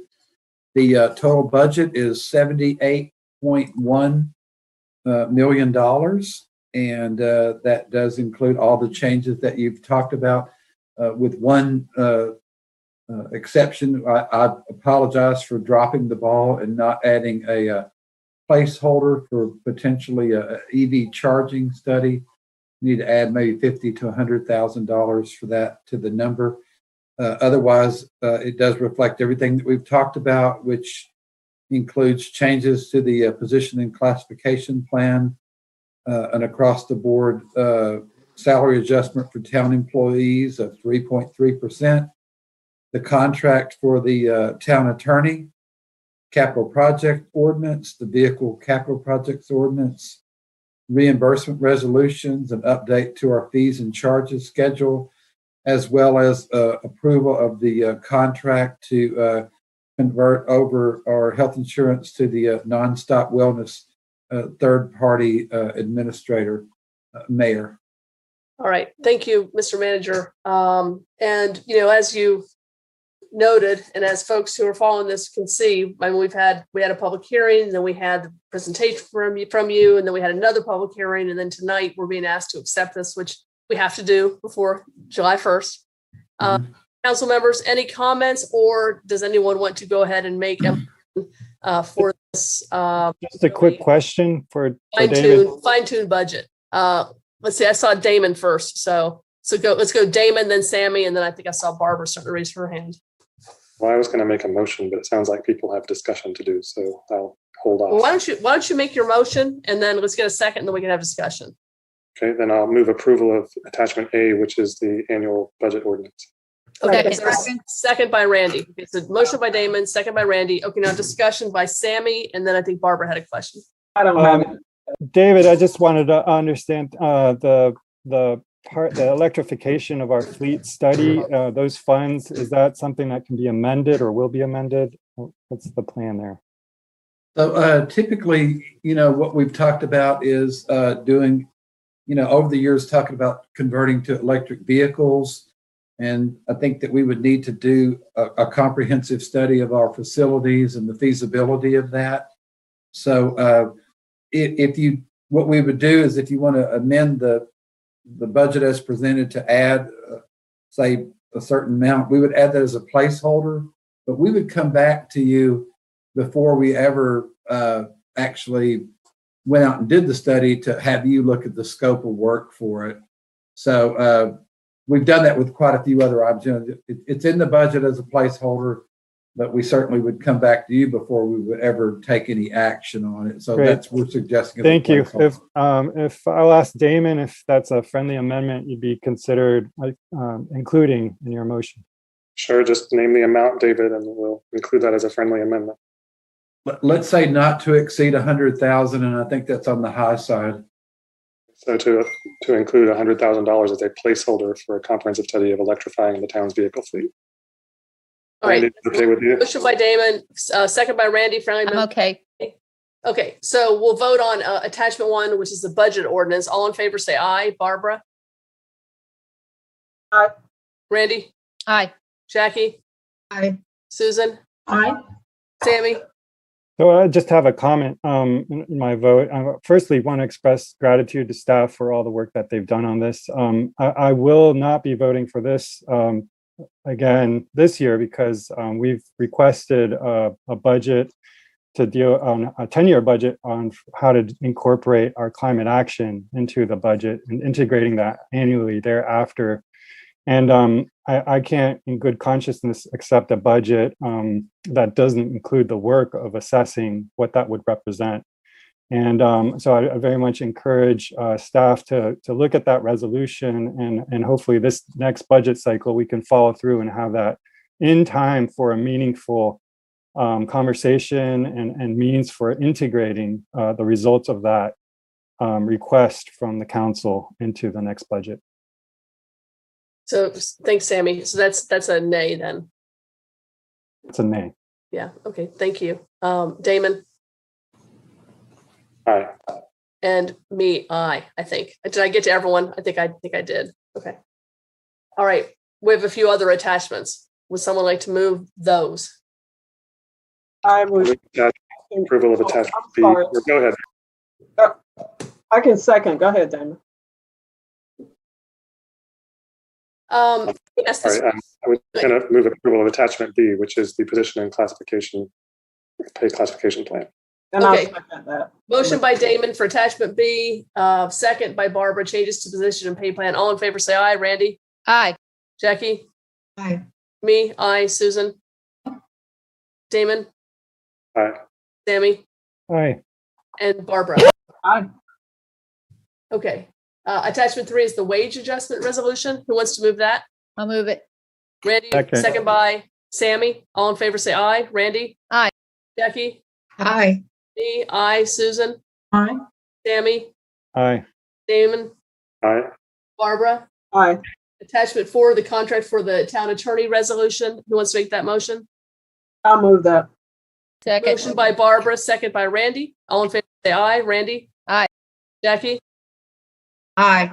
Susan? Aye. Me? Aye. Sammy? Aye. Barbara? Aye. And Damon? Aye. Okay, the next one, attachment E, is the capital projects ordinance. Motion by Damon. Damon, second by Jackie. All in favor, say aye. Jackie? Aye. Randy? Aye.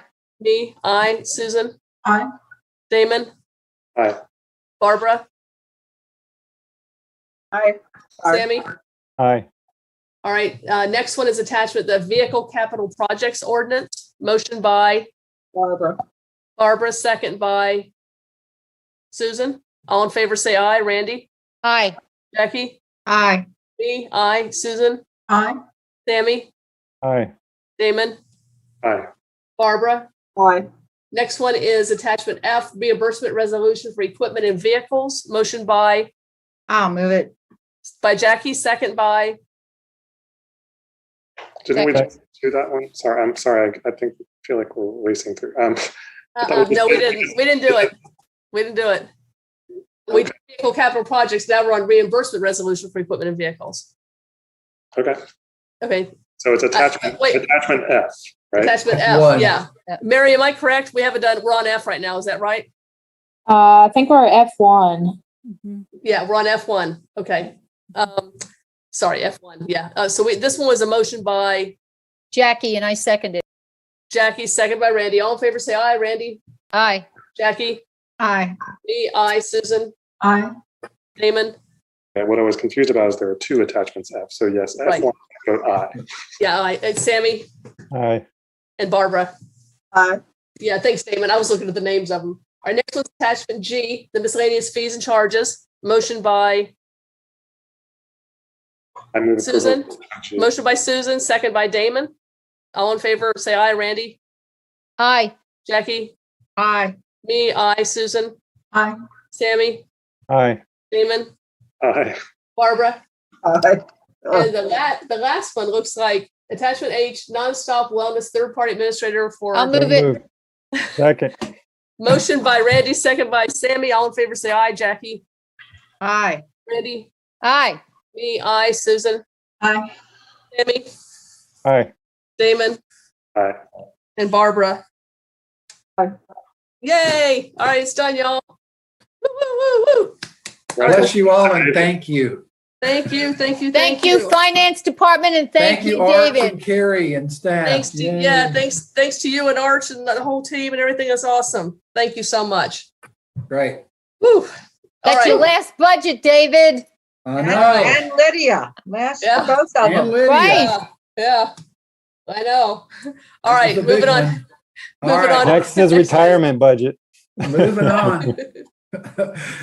All right, and we got everything done. Fantastic. Okay, so the next item on your agenda is an appointment to the Stormwater Advisory Commission.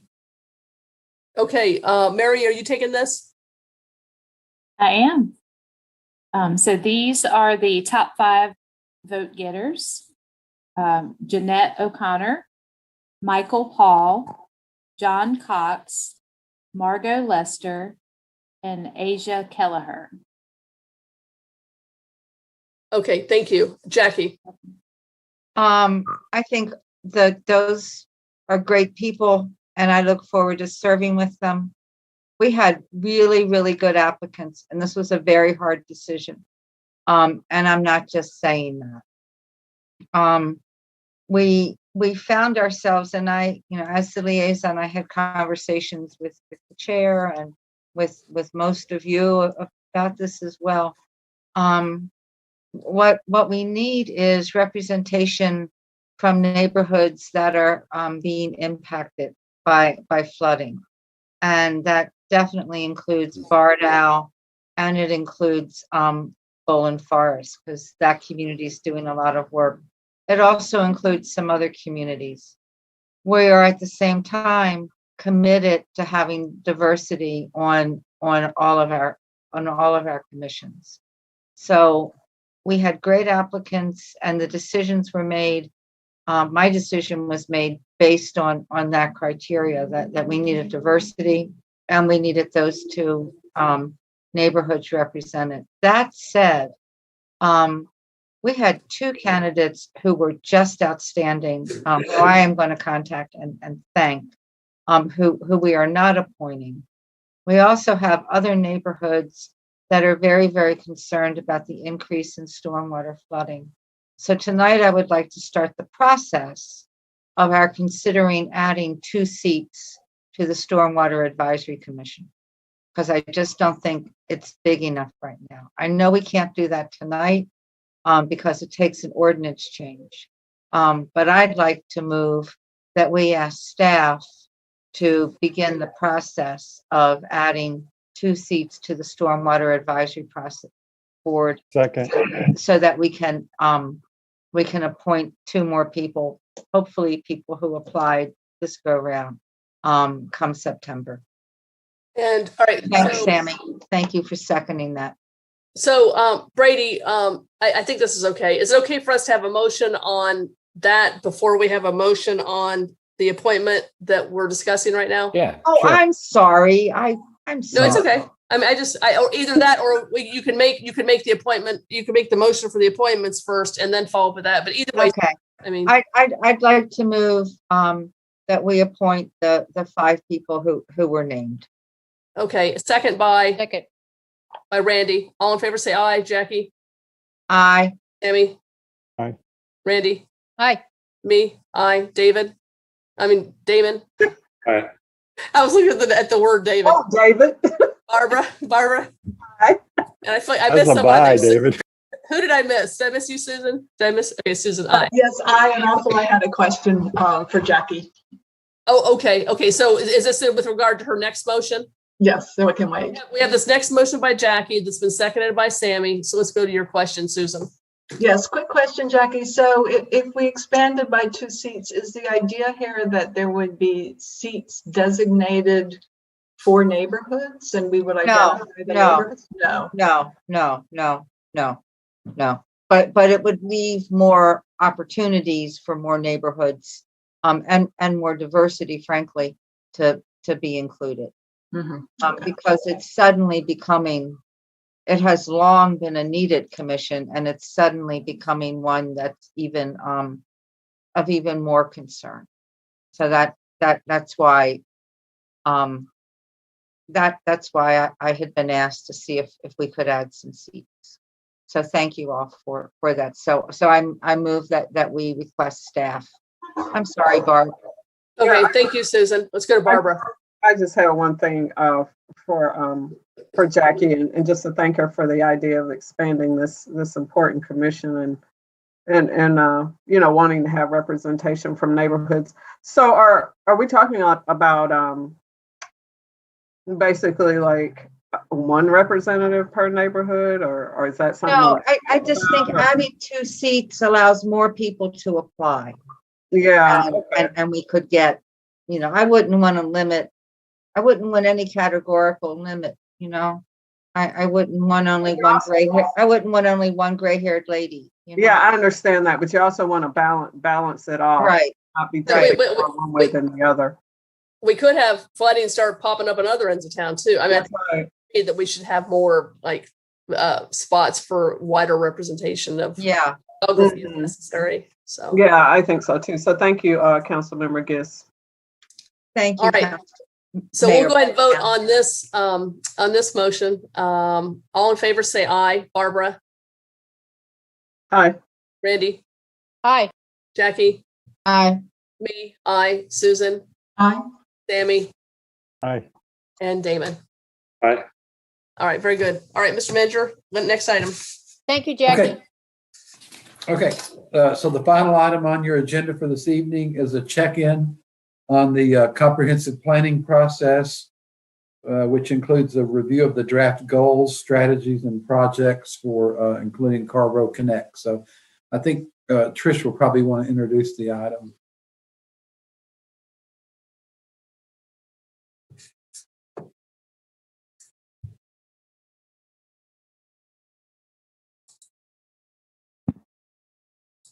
Hi, everyone again. And Mary, if you, Trish. You could bring Scott Goldstein over as well. Scott's going to go through the slides for you this evening.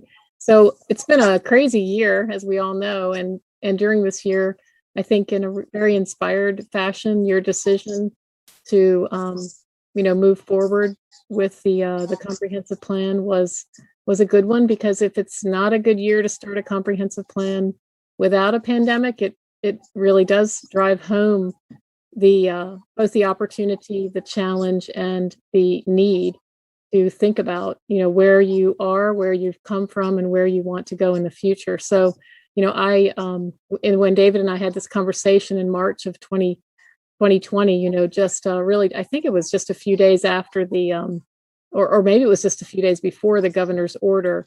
It was really his feeling, and he probably touched base with all of you, or perhaps not. I don't know. He is a very inspired leader, I'd say, and but really felt that this was the time for us to continue rather than to stop. And some local governments may have held up rather than proceeding because there were so many unknowns facing us. But anyway, in that regardless, we are here today, and I'm really pleased to introduce Scott Goldstein, who you've met before, but has some slides to share about what we've been doing and what we expect to be doing as we proceed the rest of this year. So thanks so much for supporting the project, for feeling so passionately about Carrboro and its future. So thanks.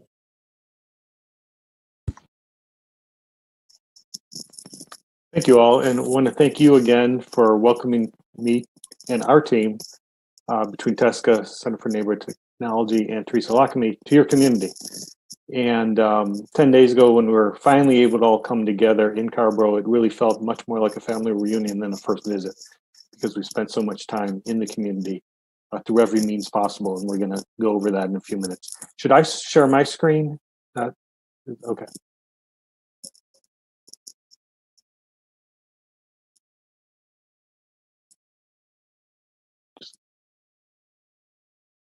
Okay, so this is a brief update. It was great to see some of you last week. We've seen all of you at the task force meetings over the last year, and we do have a lot to report in terms of the work that's been done to date. Starting with engagement, when we started with you, you all made it very, very clear that our goal was to do the best job we could absolutely do to engage as many people as possible in your community. And that was moving beyond those people already involved in advisory boards. That started with your appointment of the task force, 29 people, much more than I recommended, but it's worked out beautifully because it really not only does a very good job in the number of people representing the diversity of the community in terms of BIPOC population, in terms of expertise, in terms of a whole number of criteria. And they've all been engaged. I don't think we've had a single meeting less than 27 of the 29 task force members. And we're talking, 3.5 hour meetings. We actually surpassed 60 stakeholders in terms of interviews. So we greatly expanded the number of interviews early on because of the pandemic. As you all know, we've had 2 virtual community meetings that each had 100 to 150 participants. Happy to report that we'd like it to be higher, but of those people who've signed up to register for the Carrboro Connect's website, 18% are BIPOC residents. Still more work to be done. We've had a couple Facebook Live events, one in Spanish that had 560 views, another 180 views of another Facebook Live event with the Refugee Community Partnership. Task force members took it upon themselves to do conversation cafes, and just a week and a half ago, we were able to do 5 pop-ups in just 3 days, and with at least 130 residents and so forth. A lot of outreach to individual organizations as well. So that's been very important.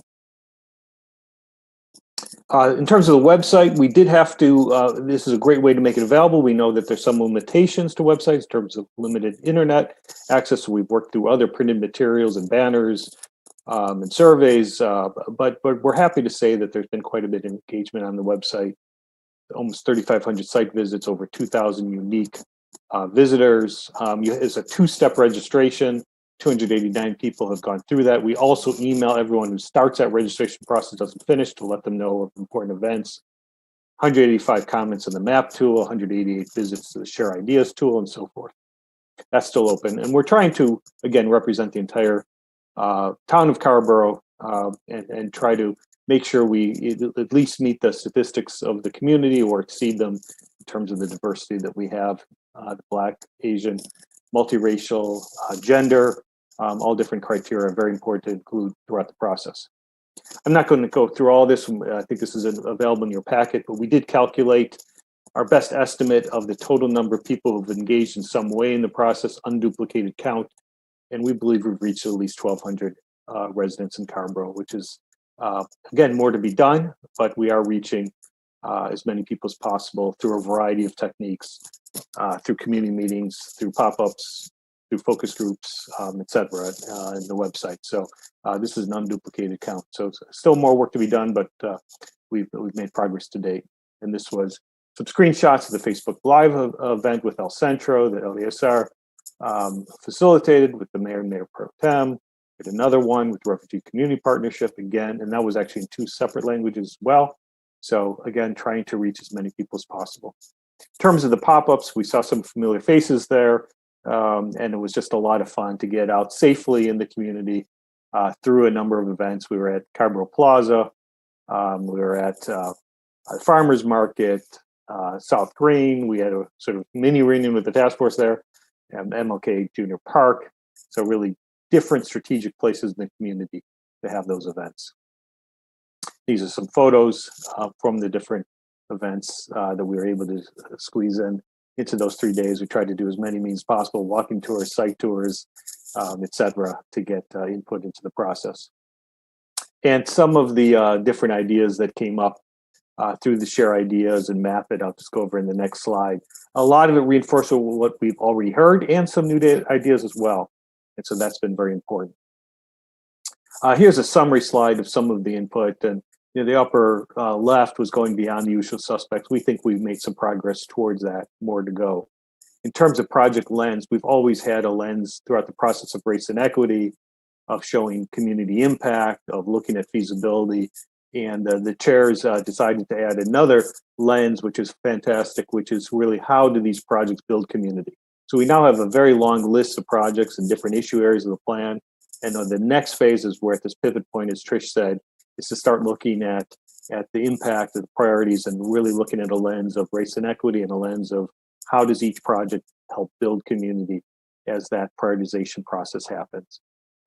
Other questions that are critical that have come up is how do we leverage partnerships? How do we work together? The idea of a water feature keeps on coming up, so that we're going to work with that, whether that's a splash pad or a public plaza with water or a park or a new rec center. That idea has been coming up a lot. It was also very hot those days, I will say. It's been coming up a lot, came up with all the pop-ups. Pedestrian connectivity, we just heard the South Greensboro presentation, very important. Bowling Creek is a critical asset, as well as Carolina North Forest and University Lake. And the parks in the community are very important, and so forth. Bikeability, safety to schools. They did ask for a greater emphasis on schools in the comprehensive plan, a separate unit of government, but it's part of the community. And that's really something that I wanted to stress tonight, is that the plan isn't just what the town is going to do. It's really about what the community is going to do. And that includes nonprofit organizations, includes a very involved community, includes the schools. the county, and your neighbors. So that's all very important. So I think you've all gotten links to the current vision goals outlines. They're all available on the website. I'm not going to go through these in detail now, but the 5 issue areas of the plan right now: recreation, parks, and cultural resources, looking at park space and expanding services in the BIPOC community. Public art and culture are very, very important as elements of the plan. Economic sustainability has been more important than ever over the last year. I know John has made great strides at building a stronger agenda connection to your local businesses, to your BIPOC businesses, and really thinking about how can we serve the community. The last time I think I shared that $161 million leaves Carrboro, hard-earned dollars leaves Carrboro every year and shops in other communities. So how to keep a larger share of that to support local businesses. Affordable housing, the key, it comes up every single time. The community is becoming more expensive, and while you're making great strides at partnerships and have a dedicated fund for affordable housing, I think it's pretty clear that the community would like to see as many efforts as possible to expand affordable housing, not just to one limited group, but to all different types of, from seniors to people at different income levels, rental and for sale housing, co-op housing. And so there's a lot of detail in the current outline regarding expanding affordable housing opportunities. Climate action and environment has been a major theme in Carrboro, and this will be embedded throughout the plan as well, in terms of open space requirements in the land use ordinance, in terms of critical assets like Carolina North Forest, in terms of things that could be done on individuals' properties. These are all very important, and reducing the need to get in your car every time to go to another place in Carrboro, which will lead to transportation, looking at bikeability, sidewalks, pedestrian crossings, and safety, as well as a recognition that there does need to be parking to support local businesses. So finding that right balance is important. Energy, again, that's really done beyond the town, but the town has some input through climate action, and we already have some strategies. There isn't a slide here, but there's also 2 other areas: water, including stormwater, including water supply and coordinating with OWASA, and then public services, fire, police, and the town clerk are very important elements that will be addressed in the plan. So just for the final couple slides on process, we're making that transition from a vision formation and idea generation. We're at the tail end of that now, and we're transitioning to recommendations. And so we'll be working on that with staff over the summertime to have a preliminary draft plan that we will review with you and with the community. In terms of timing, again, over the summer is working on drafts, getting that second draft to the task force. Meaning the first draft is the outlines that are on the website. The next draft will be a full draft that will be reviewed with the task force over the summer. In August, we'll be back to have a town council update in September, planning on the September 21st meeting, followed the next day by a community meeting that hopefully will be in person. They also have technology available as well for those people who would like to do that at home, but primarily we hope to be able to do that in person. And then the following day to review the comments from the town council and the community, as well as the task force members, to a full third draft in September, and then coming back to a public hearing at the town council, likely to be in October. So stop share. If there's any questions, Trish and I would be happy to answer those. Great, thanks for the update, Scott. We'll go to Barbara, then Jackie, then Randy. Okay, so thank you, Scott, and Mrs. Trish McGuire. I am loving the community engagement, and I think you guys have really hit the mark during a very challenging time. I am very pleased with that, as we know that's a very important aspect of it. And so the community engagement, I think it's really amazing. I think I had another question on one of the. It was on the. That's okay. I can read it here. You don't have to share again. So when you talk about the draft visions and goals, So we started working on that already in early May. Am I correct? I'm just trying to be clear on this timeline. So we started on that Thank in you. early May already? Thank you. Thank you, Councilmember. Yes. So we've actually been working on that over the last 2 or 3 task force meetings. So we had initial outlines. So we've actually brought all the issues twice. So we have vision goals and we've got initial list of projects as well. So all of those are on the website, on the project documents, on the Carrboro Connects website. And so we've included everything that's come up so far.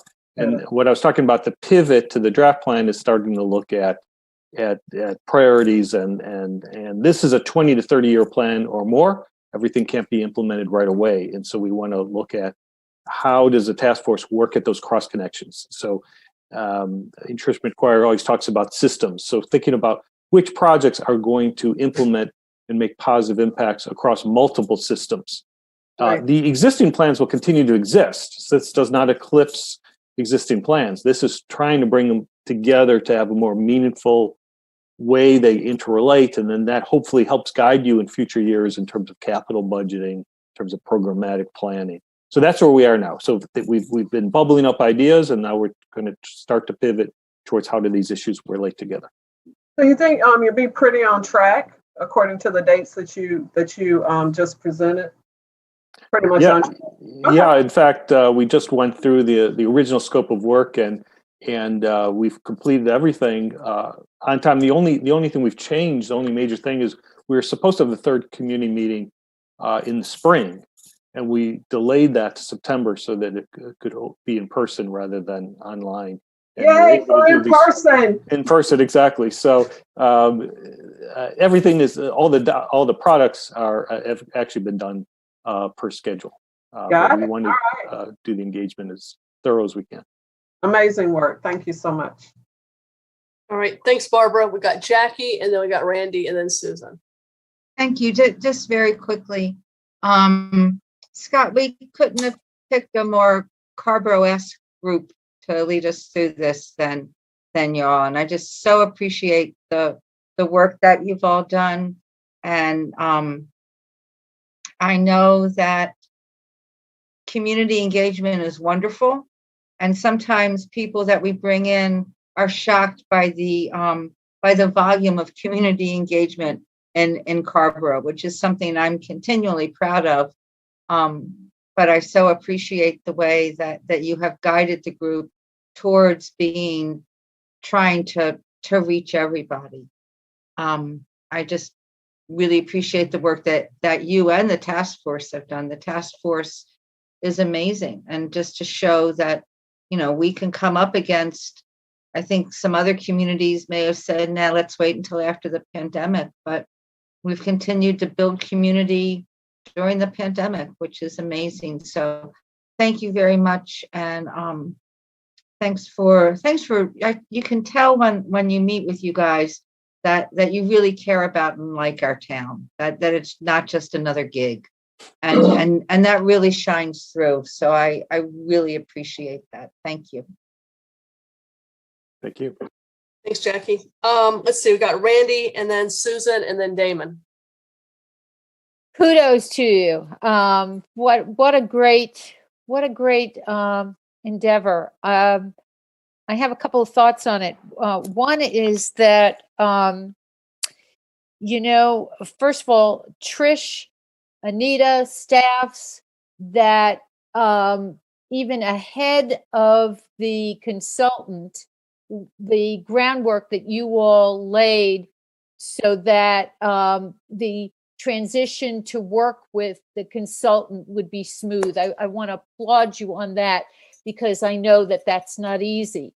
And then Scott, your team with Trish and the town staff has just been seamless. This is a huge undertaking, but you've managed to get your arms around it in such a way, especially during these times, that's extraordinary. And I think part of what you're seeing with the tremendous outpouring of interest is this nexus of of people who during this past year, I think more than anything else, people realize how beloved Carrboro as a hometown is. I'm going to forever quote Karen Dunn, who said, "This is the only place like it on the planet." I think she's right. I think she hit the mark. But I think that's come together with the sensitivity that you all have shown in the way that you're rolling it out. And as you said, a crew of 29 folks on the task force is no easy matter, no matter what you do, no matter how interested they are. It's how you engage them and facilitate that makes it work. So I wanted to uplift that. I did want to say, you mentioned water features, and folks have asked me, and I didn't know whether it ever got to you because I don't know who's talking to whom, but folks have been asking me about if Carrboro is at any point in the future, 20, 30 years, considering a community pool at Anderson Park. So I'm putting it out there because if you haven't heard it, I'm hearing it because I'm in one of the neighborhoods that we don't have a community pool in the neighborhood. We don't have multifamily housing that has a pool, but we have neighbors who are very interested in having access to a localized community pool. So I wanted to raise that question. I also just wanted to further underscore the significance of having the presentations in multiple languages and reaching out and having what you said, I think you said 1,200 unduplicated response. I think that's tremendous, especially for where we are right now. So thank you. And whatever we can do to continue wearing our Carrboro Connect shirts and supporting you, please let us know. Thank you. Thanks, Randy. We've got Susan and then Damon. Yes, Scott, I want to join the choir of voices that are just so appreciative of all the great work that you have done with the community engagement, and especially bringing to the table folks that may not normally be there. And it sort of begs this question, and I guess maybe Trish, I'll throw the question to you: is now that we this has been so successful. How do we keep this group engaged? And so I'm wondering, even after the comprehensive plan is approved and we start looking for ways to implement it, has there been consideration of ways that when issues come before town council, folks are alerted if that happens to be an issue that they were particularly interested in during the comprehensive plan? Vacancies on advisory boards, alerting maybe folks that may be especially interested in those issues, volunteer opportunities. I'm just curious if, I know that there's been a lot going on, but looking down the road, to what extent has there been an opportunity to think a little bit about how to keep these folks engaged in local government? Well, I think generally speaking, yes, in that, we've been guided by the Inclusive Carrboro, plan that Catherine Lazorko brought forward last year. And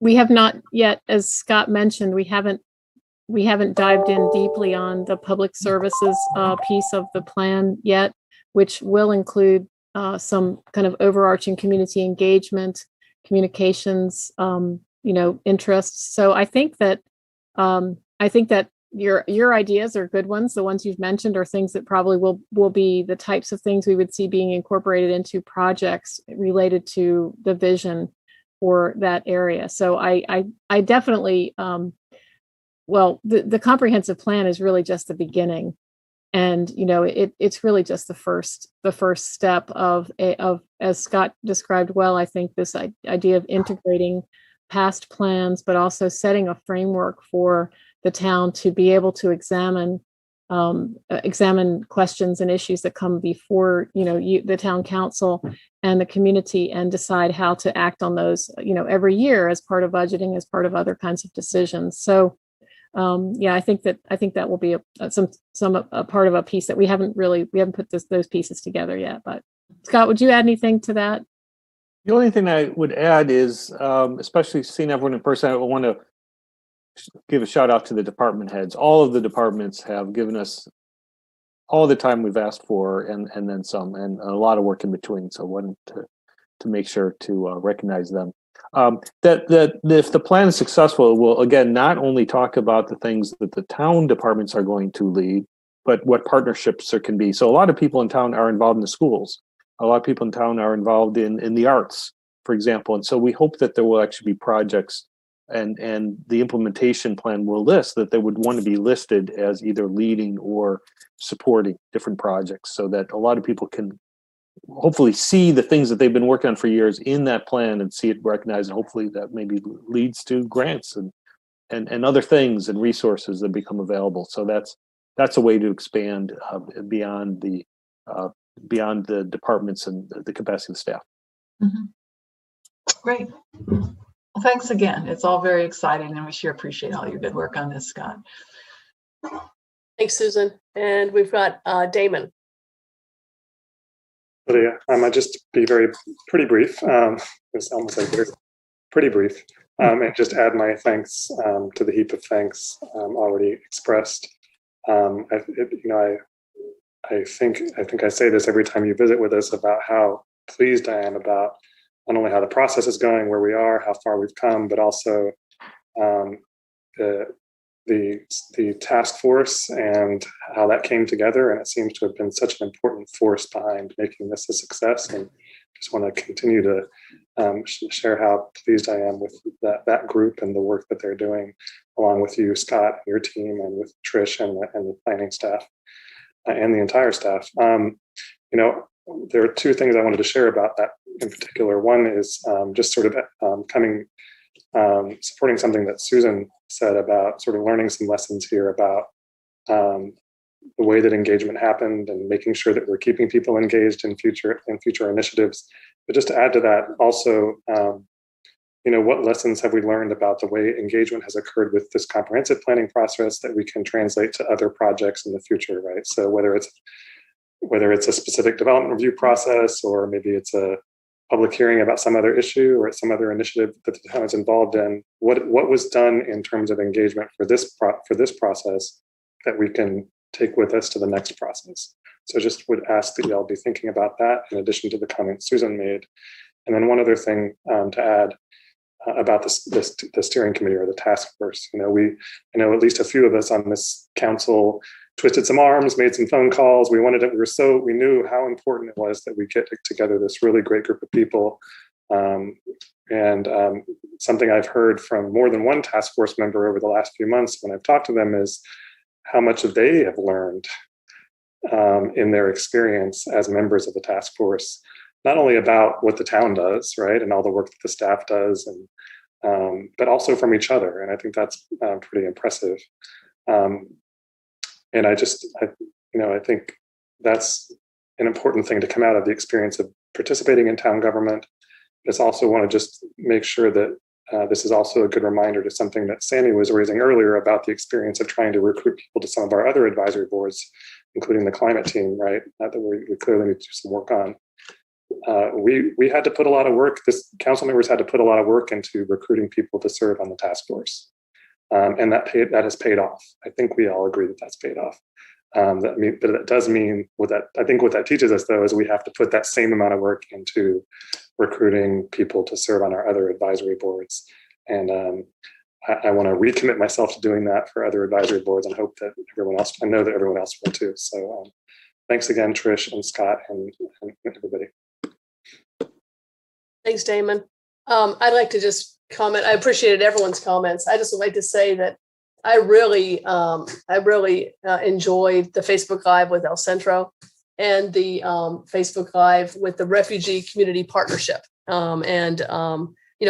can tell the folks on that really enjoyed that kind of, at least perceived, one-way communication to a lot of us who were just right there kind of listening to them. Some staff members, Barbara was with me on one of them, and then the other one, the second one, it was really, and I think that's what Damon's talking about, right? That's that's something that we can have a future way also to reach into some communities where otherwise we might not be able to get to folks. So Scott, thank you for this update. Trish, thanks for bringing this to us. Sammy, go ahead. Sorry, just a very brief comment. I noticed that the Spanish and the Burmese one were some of the top attended meetings, virtual meetings, and I want to make sure that that we capture. There may be some difference in perspective on the needs and what should be included in a comprehensive plan from those communities. And I'm not clear as to what the process is in identifying what will come up to the top for highlighting in the process. But I suspect that given the population percentage of our community that they represent is smaller, there's a chance that it might not rise to the top in the same way. All that to say, if we could make sure to go through the list of things that were shared during those meetings, that are items that are different than what you've heard and that may be unique from the perspective of those communities, so that we actually are responsive to them and not just aggregate them as an average with the whole community, because they wouldn't necessarily be heard that way. Thank you. Thanks, Sammy. Yeah, there were a lot of common themes, but there were some other differences, like simply interpretation was one, just accessibility. So that I know that was one we kept hearing. So all right. Again, then, thanks, Scott, for being here. Thank you for showing us this presentation, and pursuant to the timeline, we'll be back at it again in the fall. I'll see you again in the fall and be working toward some kind of an adoption, perhaps late fall. So thanks again. Thanks, Trish. Appreciate it. All right. You're very welcome. Thank you. We really appreciate your time. And all right. I do have to say Ben Berelsheimer's name on the meeting, just because he is the newest beginning staff member and really my conspirator in this whole effort. He's been invaluable. And it wasn't until Scott came to town that he had the chance to meet two, even though we've been in the office rotating in, he hadn't rotated in when some other people were in during the course of COVID. So Scott's visit and Teska's visit and Teresa's visit 10 days ago gave Ben an opportunity to meet some other staff. So that was really good. So. Yeah, Ben's been virtual the whole time. He's a neighbor of mine, and he said he was so excited last week to finally get to see people in person. So he did a great job. He really is. Yeah, he's been awesome. So, all right. Thank you. Okay, so the last thing we could just have is matters by council members. I know, Jackie, you had something you wanted to mention. Go ahead. Just real quickly, and thank you all. At our last meeting, I brought up, and I thought people had agreed, that we were going to have a meeting this summer with staff, council, and Bard Owl neighbors to talk about traffic and stormwater. I know that yesterday the neighbors had a productive meeting with staff. But I don't want the whole summer to go away, and I putting it back on staff to ask to please arrange a meeting this summer with Bard Owl neighbors, staff, and us. And one of the main reasons I want to do this is direct communication. There's a lot going on there, and sometimes what happens is just because of technology, emails take a week or more for everybody to weigh in. And sometimes something in writing, people don't have an opportunity to ask for clarification or to ask follow-up questions. So I think that with that neighborhood between water and traffic, I can see where they're feeling under a lot of pressure. So that's why I asked last week. I think most of you agreed to have a meeting this summer, and I just want to make sure we follow through with that. Okay. Mr. Manager. Yep. Thank you, Jackie. We will make sure that happens. Water and traffic with Bard Owl. With us and staff. Maybe pretty soon we could set around a survey to see when board council members would be available. Okay. Thank you. All right. Thanks, Jackie. All right, everyone. Motion to adjourn. Oh, wait, Randy, is your hand up? Yes, it is. Yeah, I'm just following up with an email as per Jackie's comments about this summer's meeting. I sent it to council asking that council and staff recommit to the exhausting the FEMA potential of the FEMA to pay for the purchase of the Carless property on Carroll Street.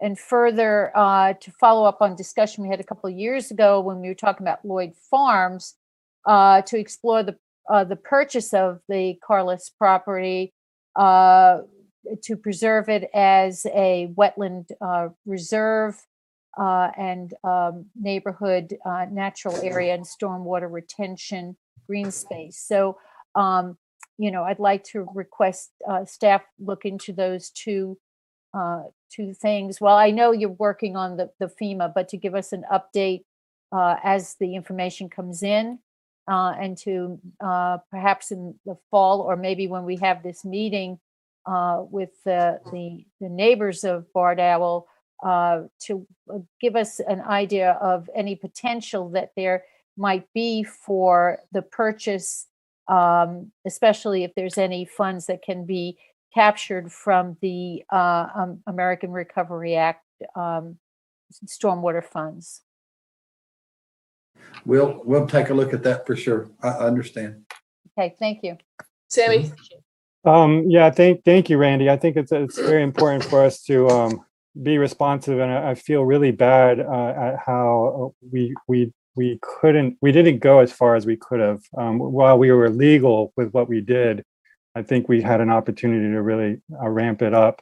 In terms of our waiting for a response from the federal government and applying for that grant, we've been waiting and waiting and haven't gotten that money. But in the meantime, we could have fronted the money to relieve the family of having to live in a flooded house. And I think we still have an opportunity to provide funding for the family, those that remain, to not continue to have to be in that house. And in lieu, once the federal grant comes in, then they could pay us back. And I want staff to look into how we could do that. I know, David, you and I talked about this a long time ago, and I take responsibility for dropping the ball. But there's an opportunity here to do that. And as Randy pointed out, if the federal money doesn't come through, we will have purchased and accomplished, separating that property for other purposes. But I think there's, the experiences really should have taught us something. And I think now's our opportunity to, as late as it is, to do something about this. And so I'd like staff to related to Randy's request, look into how we could structure something so that we can relieve them of having to be with this property, and then reimburse us when the federal money comes in, or not if it fails. All right, Sammy, and to Randy's comment, but to Sammy's, I would like to hear a legal opinion about legally what we are allowed to do in terms of this. Okay, because I think there's some kind of I'm not sure as a legal.